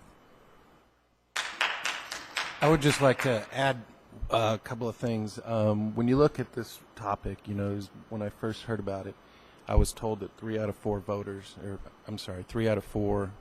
people that are polled typically do not support red light cameras. Then recently I saw in the Victor Valley Daily Press online readers poll that 92% of the respondents did not support red light cameras. But either way, whether it's political, emotional, or whatever your point of view is on this, bottom line is this is symbolic. There are a overwhelmingly large amount of intersections that do not have red light cameras. And when I don't believe we're suffering from any epidemic of collisions or running red lights at those other intersections that don't have red light cameras from the numbers we just saw. So if you're talking about removing the cameras, great. But why even mess around with the idea of 2 cameras, 3 cameras, 4 cameras, 5 cameras, whatever it is. We have 7 intersections right now. That is nothing. So if the other neighboring cities aren't suffering from an epidemic of collisions or red light running, and we're not seeing that in the other intersections in our city, it's a lot of spent energy on this topic that, like I said, if people want to be emotional about it, that's fine, but the numbers are there for you. You can twist them around however you want, but there is no difference from what I saw in intersections with or without these cameras. So if collisions are down, let's just keep that in mind. This was brought by another council. I would prefer, if I had a choice, and I was moving up to this city, up to the high desert right now, we're in a period of growth. We've been in a period of decline. And you're telling people you have an option to live in Victorville with red light cameras or Apple Valley, Hesperia, or whatever. I'd choose another city. So, like I said, I thought we had a motion in a second. I'd like to ask the council to not approve discontinuing this contract until we have options that we can act on at the same time, as you know, a going forward option. So I'm really concerned that if we just flat discontinue this contract, we're not going to be looking at serious other options, and we're going to mislead the public. I'm really concerned. My concern right now, I think I'll direct this to our attorney. We had a motion in a second, so. You would have to take action on that motion. If the motion failed, then you could have a second motion that could address the issues essentially that Councilmember Kennedy was raising. But you have to have a vote on this. You've got a vote. You've got a motion and a second, and you should vote on this item after you've finished your discussion. If the motion were to fail, you could bring up another motion. If the motion succeeds, you also then would have the option of asking Doug to put this on the agenda for discussion at a future meeting. I think Doug's concern is that the contract we currently have could certainly be improved either way. So I think that's part of the motivation for allowing this to terminate if you want to terminate it. Either way is to try and improve the contract if there's a desire in the council to continue to want red light cameras. To take action on the motion. Well, you have to that's on the take floor. action. I realize that. Does the substitute motion to continue take precedent over the motion on the floor? You should first, I think you have to vote on the substitute motion. I think what you should do is that would be an amended motion. You could, this goes back to parliamentary procedure. You can make a new motion, take action on the new motion, and I believe that does take precedent, but then you still have to vote on the original motion. We take a new motion, or? You could have a subsequent motion. Motion with Have precedent discussion on the over the subsequent motion on the motion. floor. You still have to vote on the original motion. Motion to delay it, and then we got to come back and vote on whether or not we're going to do it. That doesn't make sense to me. It is. You have a motion on the floor right now. I think what I've made clear to this council is if you want to continue with red light cameras effective July 1st of this year, you have every opportunity to do that, but it will be this council's decision. Don't seat this council with a decision of a past council that didn't sit up here. Allow this motion to be voted upon. If you're not in favor of canceling the red light camera contract, then you're going to be in favor of continuing it and amending it or keeping it the way it is. But at least allow this motion to go forward. If you allow this motion to go forward and you approve this motion, which terminates the contract, if any one individual member of this council wants to bring red light cameras back to this council and say, you know what, I want them on Mariposa and Bear Valley and Amargosa and Bear Valley, where there has been some indication that they might work there, then bring that back. But otherwise, allow this motion with respect to the existing contract, the existing intersections, and the existing contract in its current term, which would expire June 30th, to terminate. That's what I'm asking the council to do. And I want to clarify something. I think Doug's explanation that canceling the contract eliminates $1,179,000 in debt certainly impresses me. I too think that this contract should be canceled.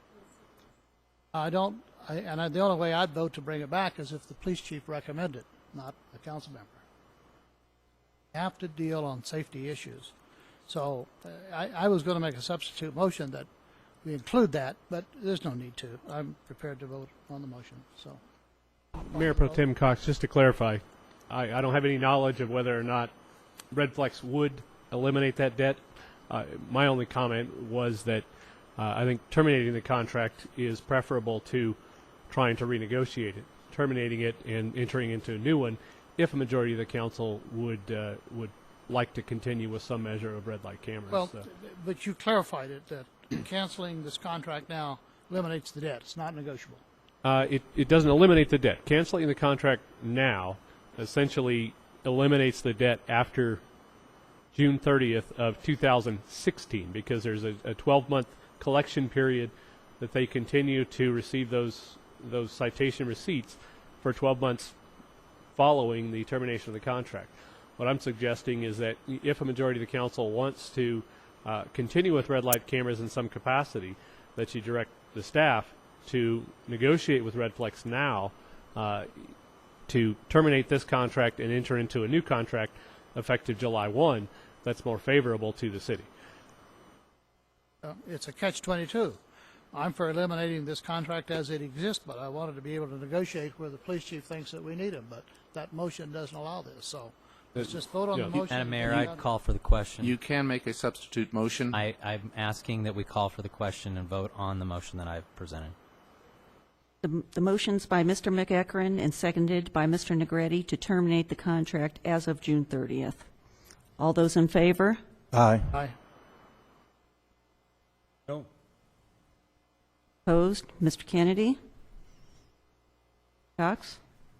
I voted aye. I'm sorry, I couldn't tell who voted yes.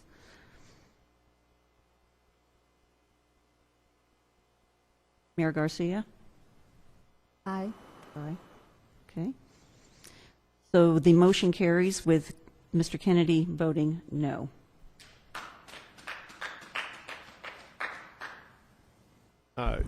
Mr. City Attorney, can I request for some direction to staff on Absolutely. The item's still before the council right now, and you can seek direction from the council as to... if there's any desire to continue with red light cameras after July 1st.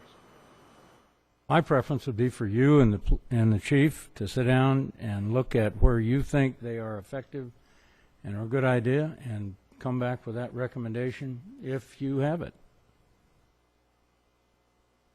No. Make a motion?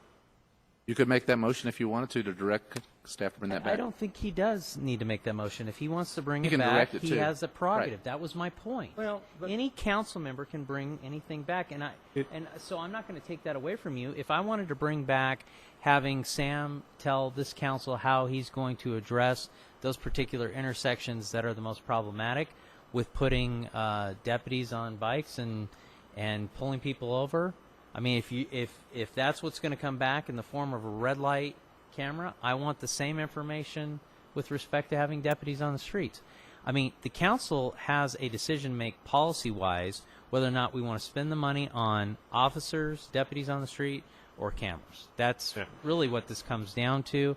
I don't believe that there was any direction given to staff that you go back and look at this again. No, there wasn't, and that was my point. Was there was discussion regarding that, having direction to do that from a majority of the council gives us more leeway with regard to how much staff time we put into this. Any request from a single member of the council. I am not going to ask them to do that if nobody else on this council wants to even consider it. That's why I was It's a waste of requesting everybody's time. some direction on whether or not there's a majority that even would like us to look at that. Because if there's not, we're not going to do a whole lot of work for Mr. Kennedy. But no, the votes on the council are not here. That's why I said I wanted to hear from the police chief, but we're not going to hear from him. No safety issue. He'll have to bring it back on his own volition at some other time, not because a council member recommended it. Brad.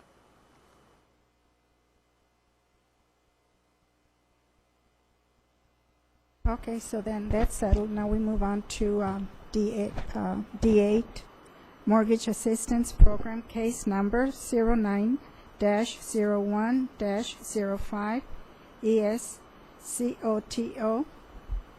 Request the Victorville Housing Trust Board of Directors ratify the recording of a substitution of trustee and deed of reconveyance for map case number 09-01-05 ESCOTO. Move approval. Second. Motion by Mr. Cox, second by Mr. McEachran. All those in favor? Aye. Opposed? None opposed. Motion carries unanimously. Now we have item D9, Mortgage Assistance Program case number 08-08-06, PADGETE. Request the Victorville Housing Trust Board of Directors ratify the recording of a substitution of trustee and deed of reconveyance for map case number 08-08-06, PADGETE. Move for approval. Second. Motion by Mr. McEachran, second by Mr. Kennedy. All those in favor? Aye. Aye. Opposed? None opposed. Motion carries unanimously. Now we move to public comments. City manager and public comment, city manager and city council reports. Okay. Do you have any cards at all, Mayor Garcia, for public? I have just cards. Public comments? I have cards.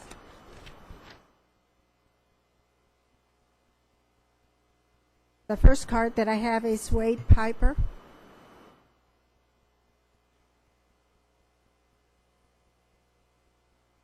Good evening, and thank you for letting me address the council tonight. Basically, I'm here, I read over the weekend an article that stated that we've been given a 40% possible increase for our medical insurance. And I just wanted, you know, I realize the council, the city staff doesn't have any say, a lot of say in what they propose. There's negotiation. My thought is possibly we can explore other issues. Right now, we're currently self-insured, I believe, and maybe it's time we get out of the insurance business and look at some other options that might save the city as a whole and the employees, which I'm concerned about, possibility, you know, of cost savings. A couple ideas, and you know, I'm definitely not an expert, but maybe we can piggyback with the County of San Bernardino. I'm not sure what exactly they have going, but maybe that's a possibility. PERS, they have an insurance group. As a water employee with Victor Valley Water, we were part of the PERS insurance group. And when I became part of the city, I did notice as a Kaiser person that the costs actually, my costs seemed to go up a little bit, but my coverage went down. They have similar numbers, costs for the employee, but their policies might have more options for the employee. And in the last couple of years, I've talked with people of the city of Hesperia. I have friends that work in water and that, and they, through the PERS group and possibly the county and who knows who else, they actually have more choices than just two insurance carriers. Some of those choices actually, they may not be as good of a policy, but they were considerably lower for fellow employees that have children and a wife, a single city employee. What the city provides is probably more than adequate, but as you start having families with children, it doesn't come close to covering it, and there's a lot of out-of-pocket expense. So I realize, again, you guys, you're giving a number from a company. There's a negotiation. You guys try to do the best, as staff to, get the best bang for the buck, but there's other options out there, and I just hopeful that possibly You have 30 seconds. The staff and the council will consider other options. Thank you again for the opportunity. Thank you. East Neal?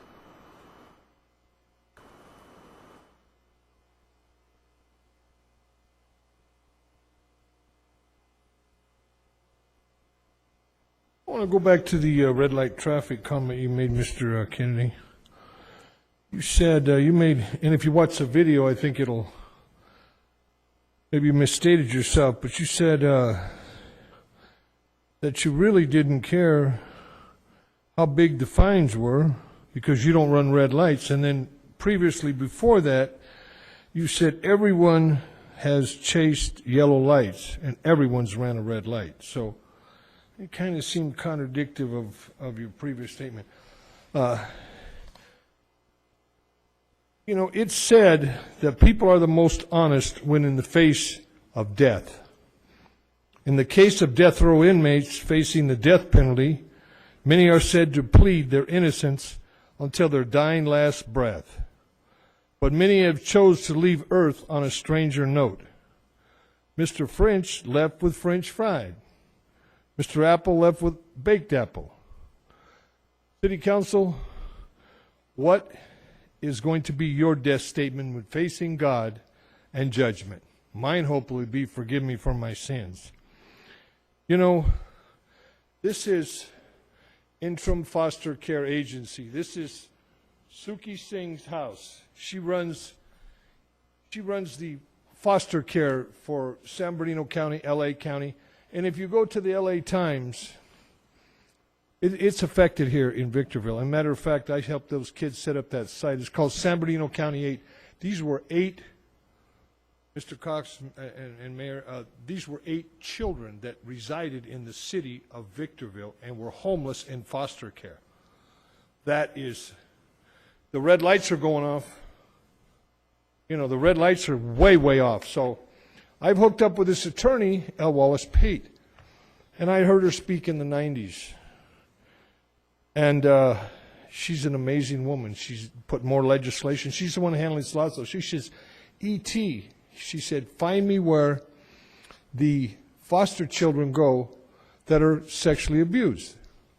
So I call Captain Dykes, and I call the health department, Dr. Rowe, and I call all these different agencies that I know because I'm an activist at the county level. Took me 7 days to find out. Then I started doing some more investigation because I do political investigative reporting. You have 30 seconds. And I find out we have a thing called SART, Sexual Abuse Referral Team. The trouble is they're not proactive and they only take babies to 5 years old. Please, let's do something. Let's get an oversight committee with the children, what's happening in foster care and the abuse that these kids are going through. Please, let's get an oversight committee because a lot of it's coming from here. Thank you and God bless and have a great day. Thank you. Maggie Lowe?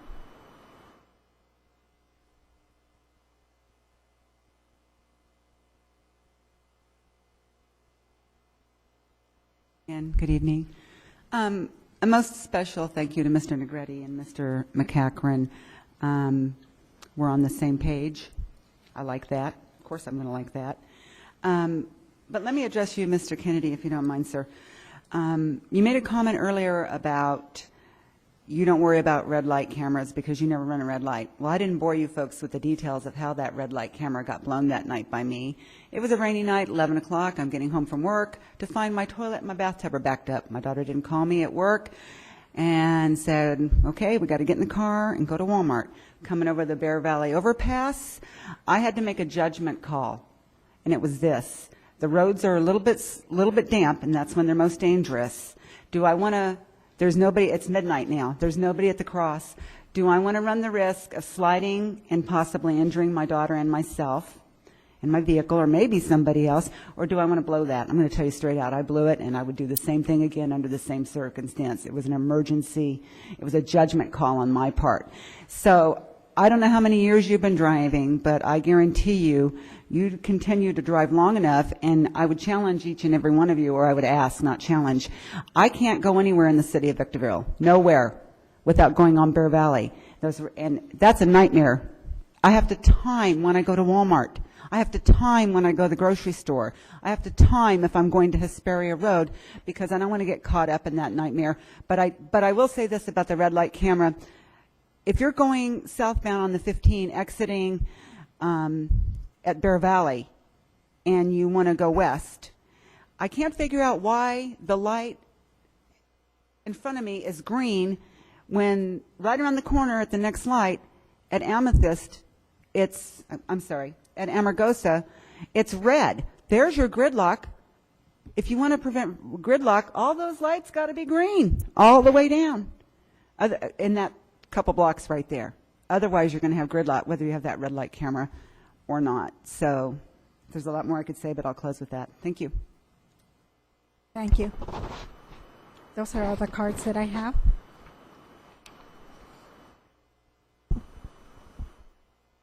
From our city manager. Thank you, Mayor Garcia. Just a couple of quick announcements. This Thursday, I'll be teaching the Leadership Victor Valley class for the Chamber on budget building blocks. It's more exciting than it may sound.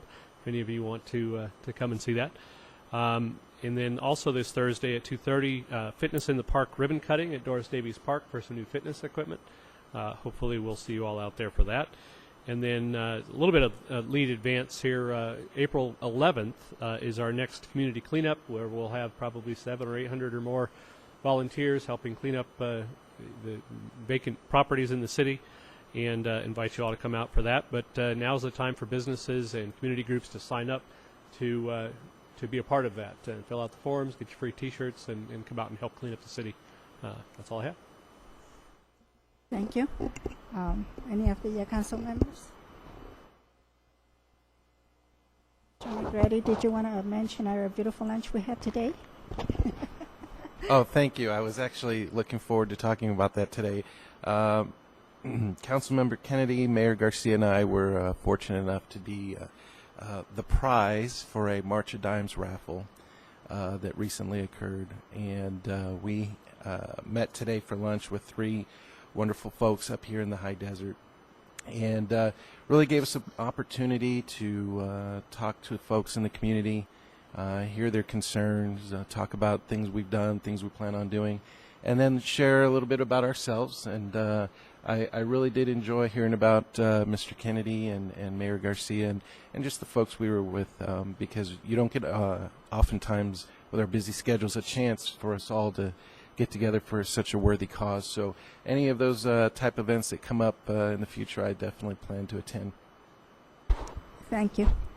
You know, just to add to that, Eric, one of the things that came out of that conversation that I thought was interesting was the perception that Victor Valley Community Hospital isn't the same level or the same quality as a couple of our other hospitals in the area. And it's just not true. It's just an excellent, excellent hospital. And I think that came across. Didn't you think, Laura? It is. Sure. And I'd just like to add, you know, it's frustrating. I wish we had some of the college classes and even high school government classes here tonight. I have tremendous respect for my peers up here on the dais. I think what happened tonight was exactly what ought to happen in government. It's great policy discussion. It comes down to a policy decision. But we're all elected to be up here to have these types of discussions. And so often a lot of the decisions that we make are just, you know, here we go, and we're authorizing staff to move forward. But this is one that's been ongoing since 2008. I think has had a lot of comments in the public, a lot of comments by members of the council, both current and previous. And I just think it's important that this council have the opportunity to have those type of discussions. And regardless of whether or not we disagree, I respect everybody's opinion up here, and at the end of the day, we made a decision, and it's for the best of this council. So I'm just glad to see this happen. I just wish that we would have, you know, government classes from high school here. I know I took government in high school in my senior year, and I wish there was some of the college government classes here to see this too, because these type of policy discussions don't happen often at a local level, but when they do, they are very important. Thank you. And I do want to thank the council members. I think we all acted very professionally, and even though we don't always agree, but we discuss things and we always come to a decision, and we do the best we can.